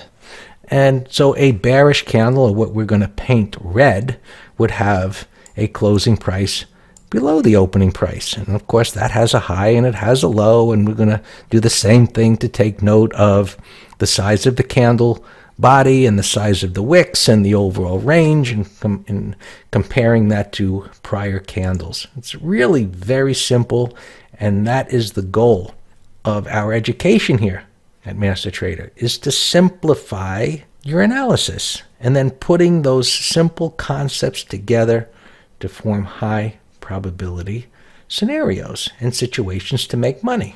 So momentum can slow down in a lot of different ways. As mentioned, these candles can form in so many different ways. But let's just assume that we're starting out with a big wide range bar. So we can see that this candle is bigger than the others. And momentum slowing down. How do we define momentum slowing down? A small candle body or a small range. Simple. If it's at a topping tail, it means the body is in the bottom part here and in the lower half, and it's got a tail above. We could have a small candle body in the middle of the range. Momentum is slowing down. A long tail, and it was a red bar that moved down and ended with a tail and a candle body which was small. So we had an opening price here. Prices went down, they came back up, and they closed here. So it's green. We look at that as bullish. A bottoming tail, we look at it as bullish. But a small candle body tells us that there was slowing momentum. Just a small candle, narrow range candle. Any of these means that momentum is slowing down. And here you have the red versions, which say that the closing price is below the opening price. Very simple. Let's continue. Wide range bars and narrow range bars. So we have here a big green bar, right? And we just say, well, its range is wide compared to what preceded it. Is there a number? No, because we could be looking at a stock that trades, it's a $300 stock versus a stock that's a $2 stock. So it's a visual that we look at to say, hey, that candle was wide compared to the ones that preceded it. So if we had a consolidation and we saw a big wide range bar, we would take note of that and say, that's a wide range bar. And then if it was preceded by a small one where the high and low was close together, we say that's a narrow range bar. Simple. If there was a green bar and it turned into a topping tail bar, well, it was bullish prior to completing its time period, and then it turned into a topping tail bar, and we say that sellers took control. Very simple. Now, put it in the context of a trend. If this is in a downtrend, well, that would be a whole lot more meaningful than if this topping tail candle formed after initially coming out of a base. We'd still recognize it as sellers taking control, but it wouldn't be as meaningful as if it was in a downtrend that was up at an area of resistance. It's all common sense. Small candle body, small tail, put it in the context of, I said, trend, support, resistance. Wide range red bar. Prices had moved lower. It turns into a bottoming tail bar. We say buyers took control. Was it a big bar or was it a little bar? As you would imagine, big wide range bottoming tail bars are going to be more meaningful than small ones. when we look at candles, we look or trends, any kind of chart, we recognize that it's a representation of traders' beliefs. So, with that being said, if you were to see a wide range red bar, you would obviously recognize that as a representation of a lot of selling with a big bar like that. It was emotional.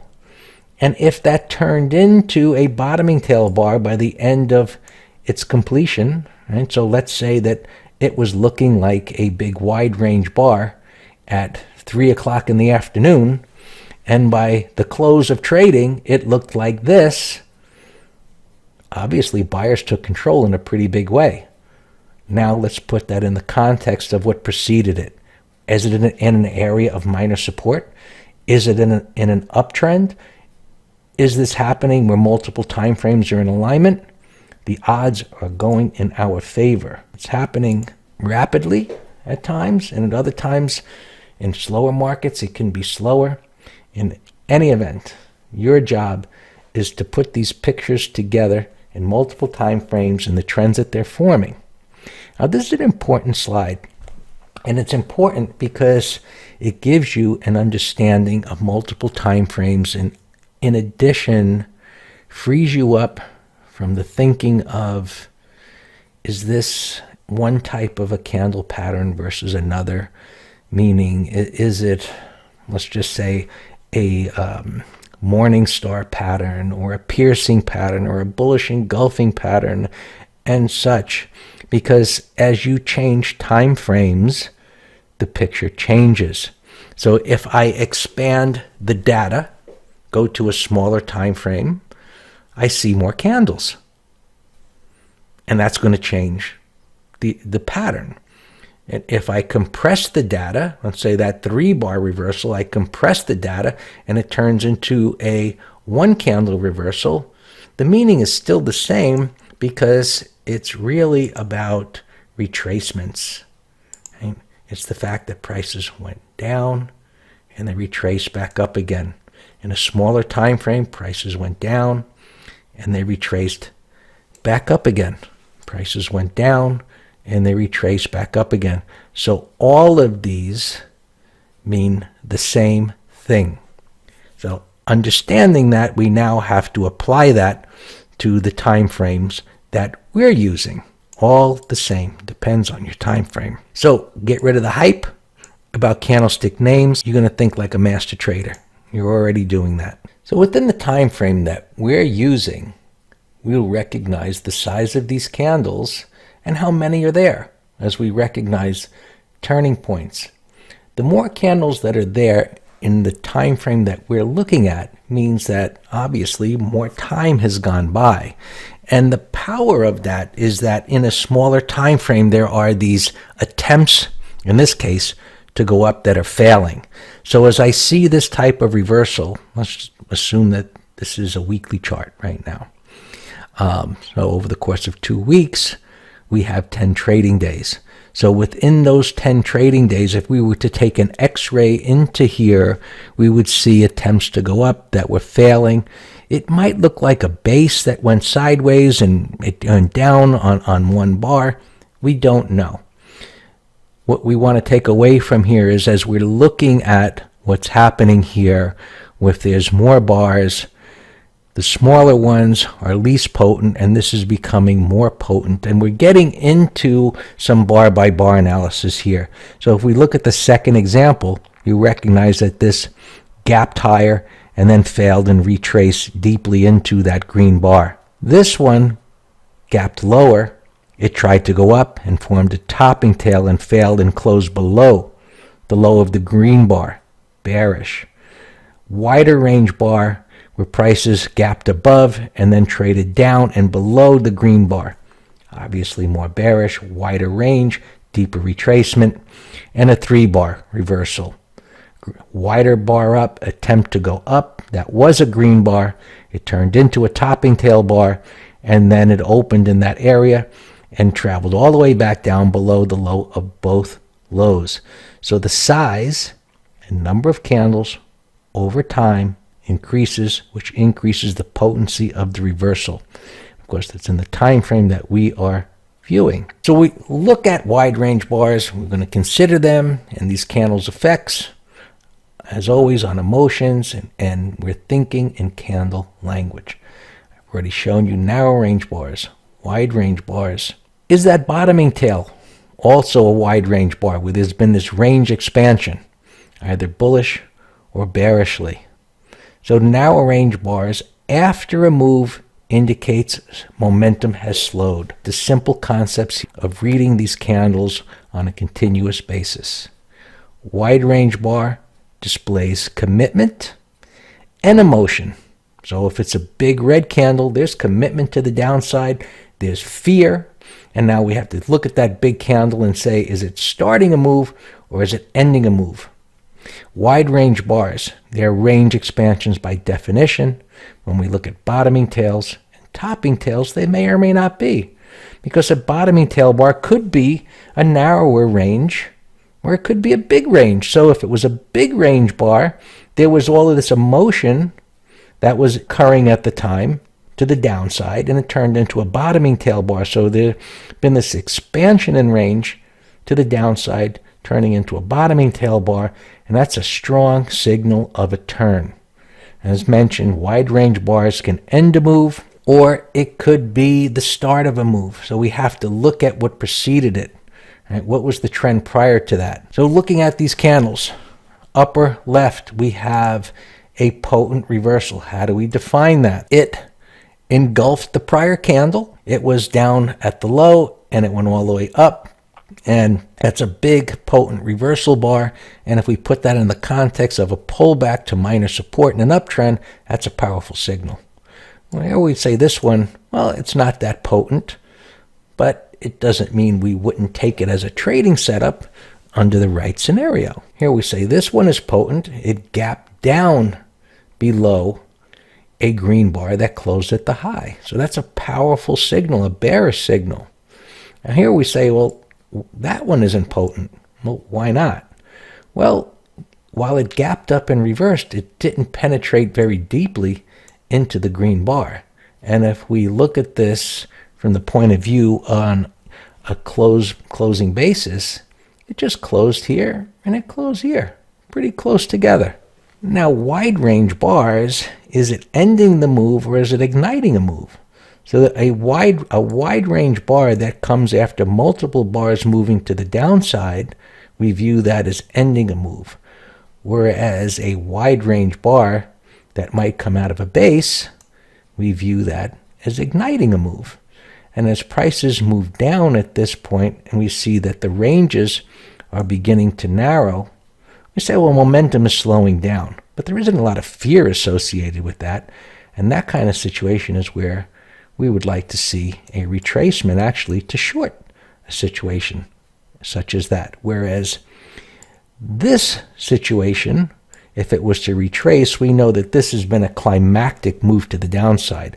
I'm not so interested in shorting that because things have gotten too emotional and extreme at that point. Wide range bar igniting a move. Maybe it came out of a base again. That's our favorite scenario. A wide range bar after a quiet period of consolidation. It could even be a W type of a bottom. In other words, some type of corrective action, and then the wide range bar. Now here, when momentum slows down, we say, well, there's not a lot of greed associated with that. So this would be great if it pulled back a bit, or maybe even went sideways, and we buy breakouts.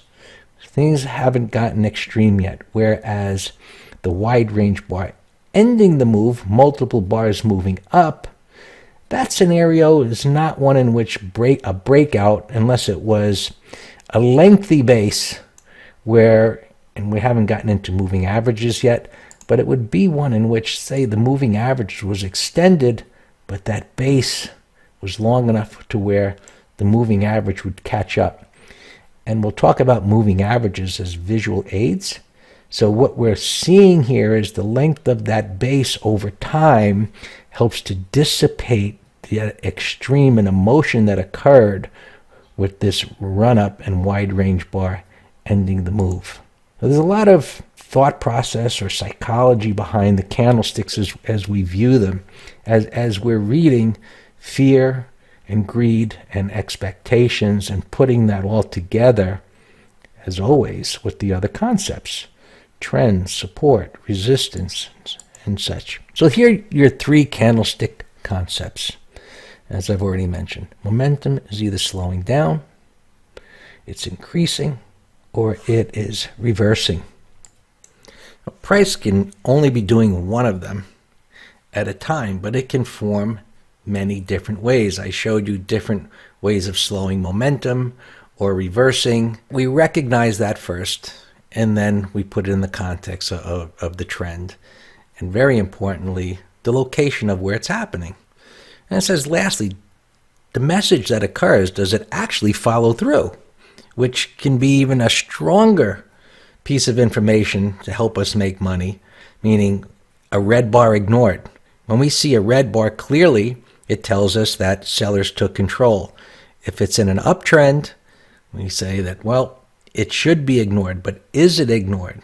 Does it happen in a consolidation? And if that doesn't follow through and prices retrace all the way back up to the top of it, that's powerful information. So as we look at these individual candles, we say, what is the message here? Does it actually follow through? What is the trend? What is the location? And all of this comes together to, as I said, become very powerful information. Here we have all of the different names of candles. And just to reinforce for you that this is nothing more than recognizing momentum increasing and retracements, regardless of what you call it, right? A bullish hammer, we call this a bottoming tail bar. Where prices went down, it was a red bar. It's become a bottoming tail bar. In this case, one with a green candle body. What is the trend? What is the location? A bullish harami. It's an inside bar. Simple. Trend and location. Bullish thrust. It went lower and it moved less than halfway into the prior candle. I can see that. I don't need to think about names. Piercing patterns move more than halfway. So I'm explaining this because if you've read any of the candlestick books or websites that explain all of these different names and what they mean, you might be caught up in that thought process. And we need to neutralize it and simplify it so that you recognize these for what they are. Nothing more than changes in momentum and how bullish or bearish are they. And we simply do that by just recognizing the size of the candles and in relation to what preceded them, and as mentioned, the trend and location. So we've got bullish examples and bearish examples, and now that I mentioned that, you can forget all those names and simply look at the candles that form and the level of retracement. What we've done here is provide you tools for interpreting candle action. Next, we're going to look at bar by bar analysis. I've already mentioned it, but we're going to look at it in more detail. And it says, realize that these patterns form differently all the time. But you put the parts together, you're always going to know the message. And that is the power of bar by bar analysis. Is once you know what one candle means, put it in the context of what preceded it. What does the next candle mean? And the next and the next. And put that together, trend and location, and you're becoming a candlestick master. And it is simple. So, thoughts. You don't need to remember names. Don't try to remember names. It's about trend, support, resistance. I don't know if there's 50 or 100 bullish and bearish patterns. It's ridiculous to even think about them. Right? They're good visual representations of reversal signals. Now, you can recognize that with a regular bar chart. Why use candlesticks? Because it just makes it easier. Right? If the pictures jump out at us, once I know what the picture means, right, I just look at it and instantaneously I said, oh, that's a reversal pattern. Next thought is, what's the location? What's the trend? Is it a big bar? Is it a little bar? Is it a bottoming tail bar? Was there follow through or not? As you put that all together, right, our goal is to put the odds in our favor. Right? So all you need are these price bars. When I say all is secondary, what I mean by that, and we'll talk a bit about it, is volume. Many make a big deal about volume. Our primary focus with volume are volume spikes, because that just means there was a lot of activity there. There are other analysis tools that may help you. We're going to talk about moving averages, which we use a lot in different time frames. And when you understand how we utilize that, you're going to see how powerful it is. Let's move on to the next section. Review this information. It'll become second nature over time. I'm explaining a lot, and of course for your benefit, but reviewing it will reinforce it, and you'll see how powerful it all becomes as we put it together. All right, so we've got the candle basics down. We've touched a little bit on bar by bar analysis. Red bars ignored, and topping tails and bottoming tails and various reversals. And let's start putting this all together and moving forward with it. It's getting more and more interesting. So we've already covered about candle language, and this is what produces others' thoughts and our thoughts and expectations. And this is what creates the pictures that we trade off of, called technical analysis, right? Which is nothing more than pictures that we've recognized from the past. And the power of our method is putting together the different concepts in multiple time frames and understanding what these pictures are communicating to us in the moment, and whether we should buy, sell, or stand aside. So looking at these individual candles, if you look at them and read them bar by bar, you'll see that this concept is extremely simple but powerful. And so as we see the top one here, just imagine that you bought above the prior high of the little red bar. And as it's going up and you see that prices accelerate higher, which means your P&L is increasing, and as it goes up again, everything we say is nice. Fine. We do recognize that this bar is a little bit narrower in range than the one that preceded it, but so what? So momentum slowed down a little bit. It opened in the area of the prior bar's close and continued to go higher. Our next example, momentum slowed down. There was a bit of a retracement into the prior green candle, less than halfway. It rallied back up again. It closed below the open. So momentum slowed down. Unfortunately, to some extent, it closed below its opening price. It'd be better if it was a green one. It would be better if it closed up near the high. It didn't. It's still okay. This one here, we say it's not bad. It gapped up and then retraced. It retraced less than halfway into the green candle. Is it normal for there to be some profit taking on a gap up? I would say yes. It would have been even more bullish if it continued to go higher, but it didn't. But based on bar by bar analysis and being objective, this is not bad. Now, the next one in the lower left here, we had that big green bar. Fantastic. The next bar gapped down and it retraced, let's say, about halfway or so. If we look at the tail, I'd say that's about halfway, just eyeballing it. And we say, why did that stall like that? Well, who knows? In reality, it doesn't really matter. Could have been news, could have been the broader markets, could have been the sector, what have you. Overall, the pattern is bullish. It's an inside bar, and what we want to see on the next one, ideally, is that it takes out the high. If the next one is here, and let's do a little advanced bar by bar. Let's assume for the moment it took out the low and then rallied back up and formed a bottoming tail bar. Wow. I would be all over that to add to the position, or if I wasn't in it, I'd be looking to get in. And that's how we start putting together this bar by bar analysis to guide us as to, are we in the trade? We're interpreting what's happening. If we're not in the trade, is it an opportunity right now based on that pattern that formed? Now, Again, we're assuming now we're in the trade. This was fantastic. The next day, it opens up lower and closes below the low here. Well, depends on where our stop is, but looking at this objectively, I'm going to say, this is not what I expected. This looks like it's trouble. Let's see what happens. Now, let's make some assumptions about the next bar. Let's assume the next bar opens here and closes there. Are we in trouble? No. Everything is okay again, and we had a red bar ignored. Everything looks just fine. And this one here is a giant red bar. We say, run for your life. There's stupid people everywhere. Are they stupid?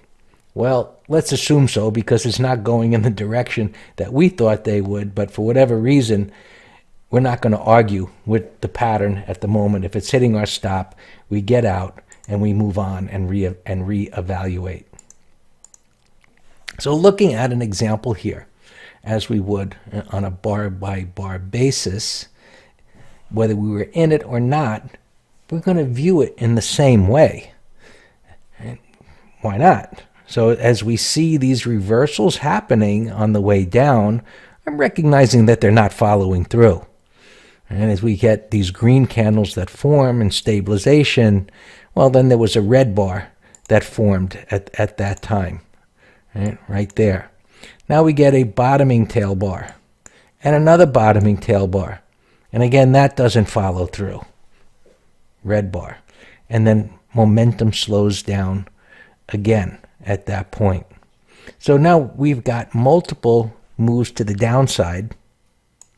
And on each move down, we do see that buyers begin to step up, but they're just not able to overcome an area of resistance. And at A, we get a wide range bar, and that's followed by another wide range bar that then overcomes this swing high here. That's a pretty powerful message. And this creates one of those price voids as prices move up. And then we see that momentum begins to slow down. Right? Narrow bodied bars, narrow ranges, and then we see a topping tail form in the area of this prior high. So as we recognize that, the message is that prices might move lower, they might retrace, right, if they trade below that bar's low, but it was preceded by two wide range bullish bars. That's a pretty powerful message. So this isn't something that we would consider shorting, and if for whatever reason I might have gone long above there, I would not sell at that point because of the power of this move. Now let's continue and see what happened. So the topping tail bar alone is not a reason to short. As mentioned, the message was ignored completely. Prices went up. And I said it should have been because of those two bullish wide range bars. That's power. Right? So that kind of power, that power move suggests a continuation higher. And we haven't gotten into multiple time frames yet, but start thinking about it. Why did this happen? What was to the left? As prices began to move up, they continued to, and at C, momentum slows, but it goes sideways. It's creating support up there at C. And then it pushed higher, and then you can see at D, it made a new high, and then closed back inside the range, which was an indication of short-term weakness. Wasn't something all that bearish, but we do recognize that it made a new high and failed. We're being objective here on a bar-by-bar analysis basis where we're looking at the individual bar, we're looking at the level of retracement and how far it moved into prior bars and prior swing area. E, we see a break and close below the recent sideways movement. So that's obviously a bit more bearish, but it hasn't violated the trend. And the reason for that is it hasn't violated major support. So momentum is slowing. It's beginning to go sideways. We got an initial red bar ignored since prices retraced back up toward D after E. So let's stand aside for the moment. If we're long, right, maybe we would want to sell part of the position, depending on the location of where this was occurring, of course, and multiple time frames. And as we do, we put all this information together. So let's look at a few more examples.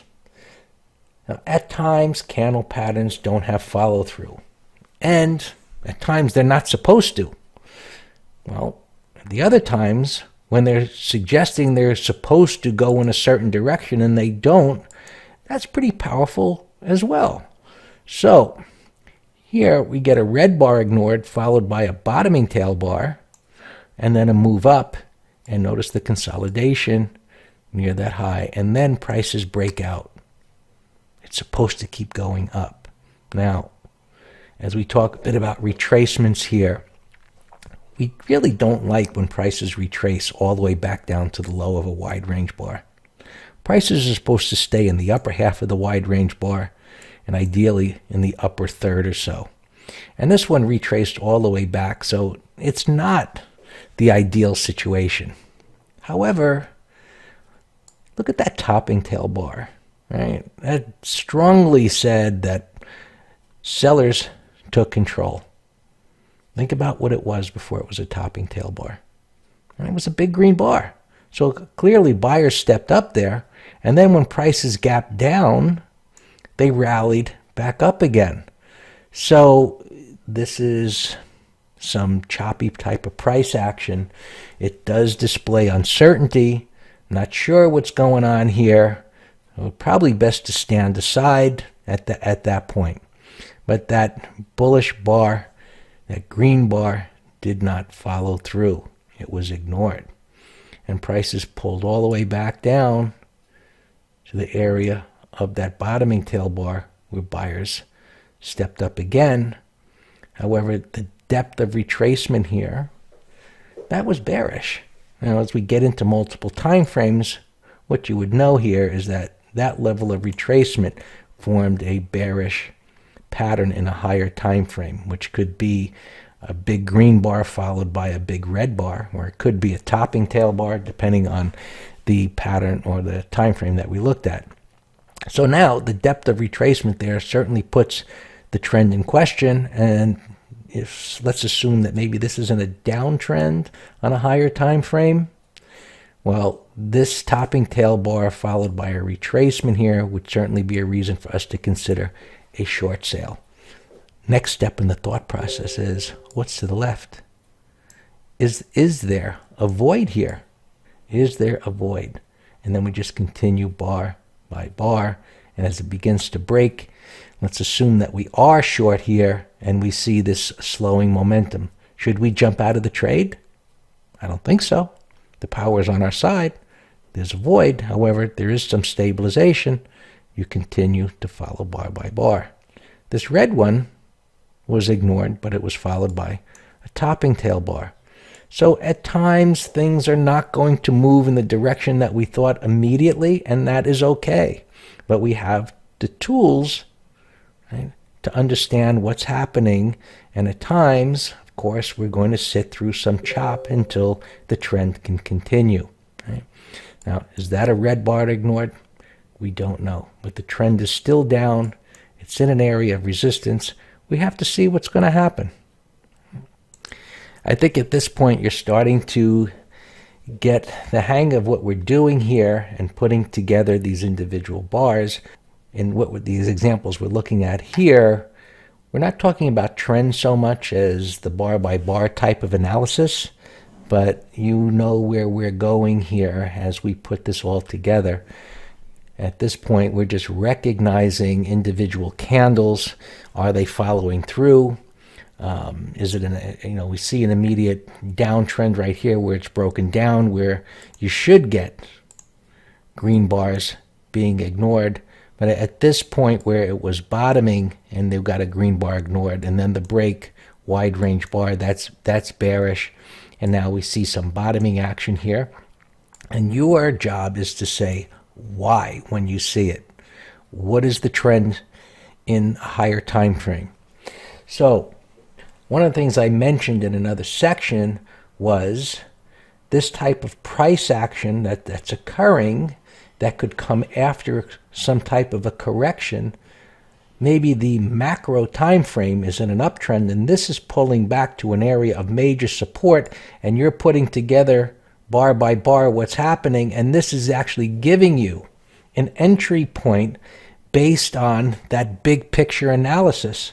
You see how powerful this is when you start learning how to put it all together? And so even though you've got this resistance over here, the big picture says take a position and see what happens. And trading, a lot of times, is about that. Put on the position and see what happens. Money management is going to be a key. And at times where things may be a bit uncertain, but we believe they're in our favor, we can give things a bigger stop. So money management and position sizing is going to be really important. Whereas we could get this same type of price action, but it was occurring after a pullback to minor support. So there's different scenarios where the odds are even higher than where they might be after a corrective action like I talked about here. Now, just following bar by bar, big topping tail. Clearly, this appeared to be trouble because it was a wide range green bar that turned into a topping tail bar and then bottoming tail bar, inside bar. Sometimes I talk about repairing the damage, and this is damaging, and this is helping repair the damage, and red bar ignored, and I think you're really getting the idea here as to what we're doing and why. Fear and greed, we can see that in range expansion. So as ranges expand after a period of range contraction, right? That's the concept of a wide range bar igniting. That's igniting a move down from a consolidation. And as prices move after a period of time, and that's the idea of a wide range bar happening and suggesting the end of a move after prices moving down. That doesn't mean that we're going to take any action. We wait for range contraction and momentum to slow. We look at it bar by bar. Notice the bottoming tail bar taking out the lows, and then this one attempts to go down, and there's a complete retracement of this wide range bearish bar. Again, what is to the left? What is the macro time frame? Was this in an uptrend and pulling back to major support and then got this type of price action which said, hey, I should be thinking long and the possibility of a red bar being ignored. So we're getting ready based on our big picture and then looking at individual candles that are forming and seeing if they're in alignment with our big picture. Another example, bearish candles get the respect in a downtrend. Right? Look for that to continue when you see those bearish candles. Bottoming tails should have little to no follow through. 2-bar reversal, right? We call that a 180. It's the same as a topping tail bar. Right? And we talked about retracement between bars and how in a higher time frame it can mean the same thing as a lower time frame because it's about the retracement. As prices pushed lower, right, ranges begin to expand, and the process starts all over again. Bottoming tail bar, retest, reversal, what's to the left, what's the higher time frame, and so on. Take a moment and look at the chart and look at starting from the left to the right and recognize slowing momentum, potent reversals, 3-bar reversals, the same as a bottoming tail. I just spoke about that from a topping tail perspective on the prior slide. Wide range bars igniting, ending, and then ending again, and a potent reversal. And here we are looking at the examples. So momentum slows down. We recognize that as small candle bodies or moving sideways. That's a pretty potent reversal right there, a gap down from the prior high and engulfing all this whole area there. And look at how it repairs the damage. Here's a nice consolidation at resistance. This is our 3-bar reversal here, same as a bottoming tail bar. Wide range bar igniting, ending here, right? Multiple bars moving down, and notice it's in the area of number 3, that reversal there, and the potent gap reversal here. So one of the things that this chart reinforces is the fact that as much as we can put the odds in our favor, we never know with 100% certainty. We can be real confident about what's happening, but on any given day, especially as swing traders, where we're holding overnight, some news could come out that could cause a disastrous type of a gap, which makes money management so very important. And one of the other things that becomes more of a personal choice is whether you want to swing trade biotech stocks. I personally do not, because I'm not willing to accept the risk. Biotech stocks come with great reward, meaning they can double or even more in a relatively short period of time, but you could easily lose a third or half of your money in a relatively short period of time. That being said, I have no objection to owning a biotech ETF, which gives you the diversification of an ETF, the participation of what can do great within that ETF, and gives you protection as well. Biotech ETFs can go down faster than some others, of course, because of the news and volatility that comes with biotech stocks, but that diversification does give you that, and so personal choice. If you trade biotechs, that's, you decide to do so, and you accept that risk and the unknown of some news coming out that could cause a pretty big move against you. All right, pictures of selling and pictures of buying. We talked about recognizing this within the trend. So a little reinforcement of what we've covered already. Bar by bar, we recognize that as a picture of selling. Topping tails looks a bit different here. Pictures of buying, reversals, multiple bottoming tail bars, and we put that in the context of the trend. Right. You see how simple it really is when you start putting it together, these different concepts, and putting the odds in our favor. So within a downtrend, coming up to resistance and seeing multiple topping tail bars, the odds are in our favor that it's going to go lower. And same thing in an uptrend. And that's what we need to do, is put together the concepts and put the odds in our favor. Now, many look at support, resistance, reference points as being exact points. And of course, you've been inundated with that kind of thinking by the media and other educators that use things like trend lines and Fibonacci retracements. And, we're really not talking about Fibonacci, but I'll just mention from the point of that holy grail kind of thinking, that where you start looking for levels that are based on a decimal point. If that isn't holy grail thinking, I don't know what is. Right? So what we do is keep things simple. We recognize reference points where there have been buyers and sellers before, and clearly there were buyers here. Prices are retesting here. You do your bar by bar analysis to see whether buyers are taking control, what is the macro time frame telling you, and so on. Repeat. Right? As I mentioned, factory work. What was resistance should become support. Bar by bar analysis. Red bars and topping tails being ignored. Minor support. Reversals here. You can see the 2-bar reversal that occurred there. And we just continue the process. As mentioning right here, notice this bar right here and this reversal, same as a bottoming tail bar, and this is a bullish consolidation.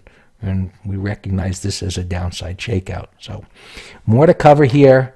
I think you should be getting excited at this point with what you're learning and how to put this all together. And we're kind of getting in the middle of where we're going here. So we got a lot more to cover. So let's continue here. We're going to talk about moving averages next, and I'm going to show you how to utilize these so we know what's going on in multiple time frames with just looking at one. And on our daily time frame, we're going to look at a 20, a 50, and a 200, and we'll see how these come together. We're going to recognize whether they're trending up or down, whether they're crisscrossing or what have you. But right now, this is a beautiful example of a nice uptrend, and in this case, with a little diamond is a pullback to the rising 20 MA and a bottoming tail, no follow through to the red bar, which turned back up again. The gap reversal was that bar that gapped down right here from the bottoming tail bar and then closed green. And when we look at this kind of a pattern in an uptrend in an area of support at a rising 20 MA, it's a picture of money. Right? And then is there a void above here? Go for it. Right? If you think this is extended, it's not. This is actually just getting started. And when we talk about moving averages, one of the things you'd recognize is the fact that over here, the moving averages were crisscrossing and close together. And this was the beginning of a move and a pullback and a retest and your bottoming tail bar there, bullish consolidation, and all of this gap left unfilled. You're becoming a master trader. You're seeing it here. This is what you're looking for as a swing trader. Let's continue. So every candle is going to produce new thoughts. This is what bar by bar analysis is about. But you put that candle's message in the context of what preceded it and the trend. So expectations can lead to failure when it comes to technical trading if they're not kept in alignment with the current trends. So you have a method for updating information. What we see, as powerful as it is, there are times when it may not follow through. So you have the tools to keep you going forward and not in the past. And that is the power of bar by bar analysis and what master traders use to keep you in the present and protecting you from disaster. And many that start out doing this never make it to the level of mastery because, well, first they don't get any education, and then they don't have a method for management, get caught up in the past, and of course that winds up with huge losses. And of course, well, anyone can do this successfully once they've learned the method and the discipline and patience to apply it. Most never get there because they lose too much of their money and they give up. Thankfully, you're not going to be one of them because you're getting this education and you're going to apply it and you're going to go slow and you're going to make money. And it's just a matter of assimilating this information to make it yours. And you're going to do it. Let's continue.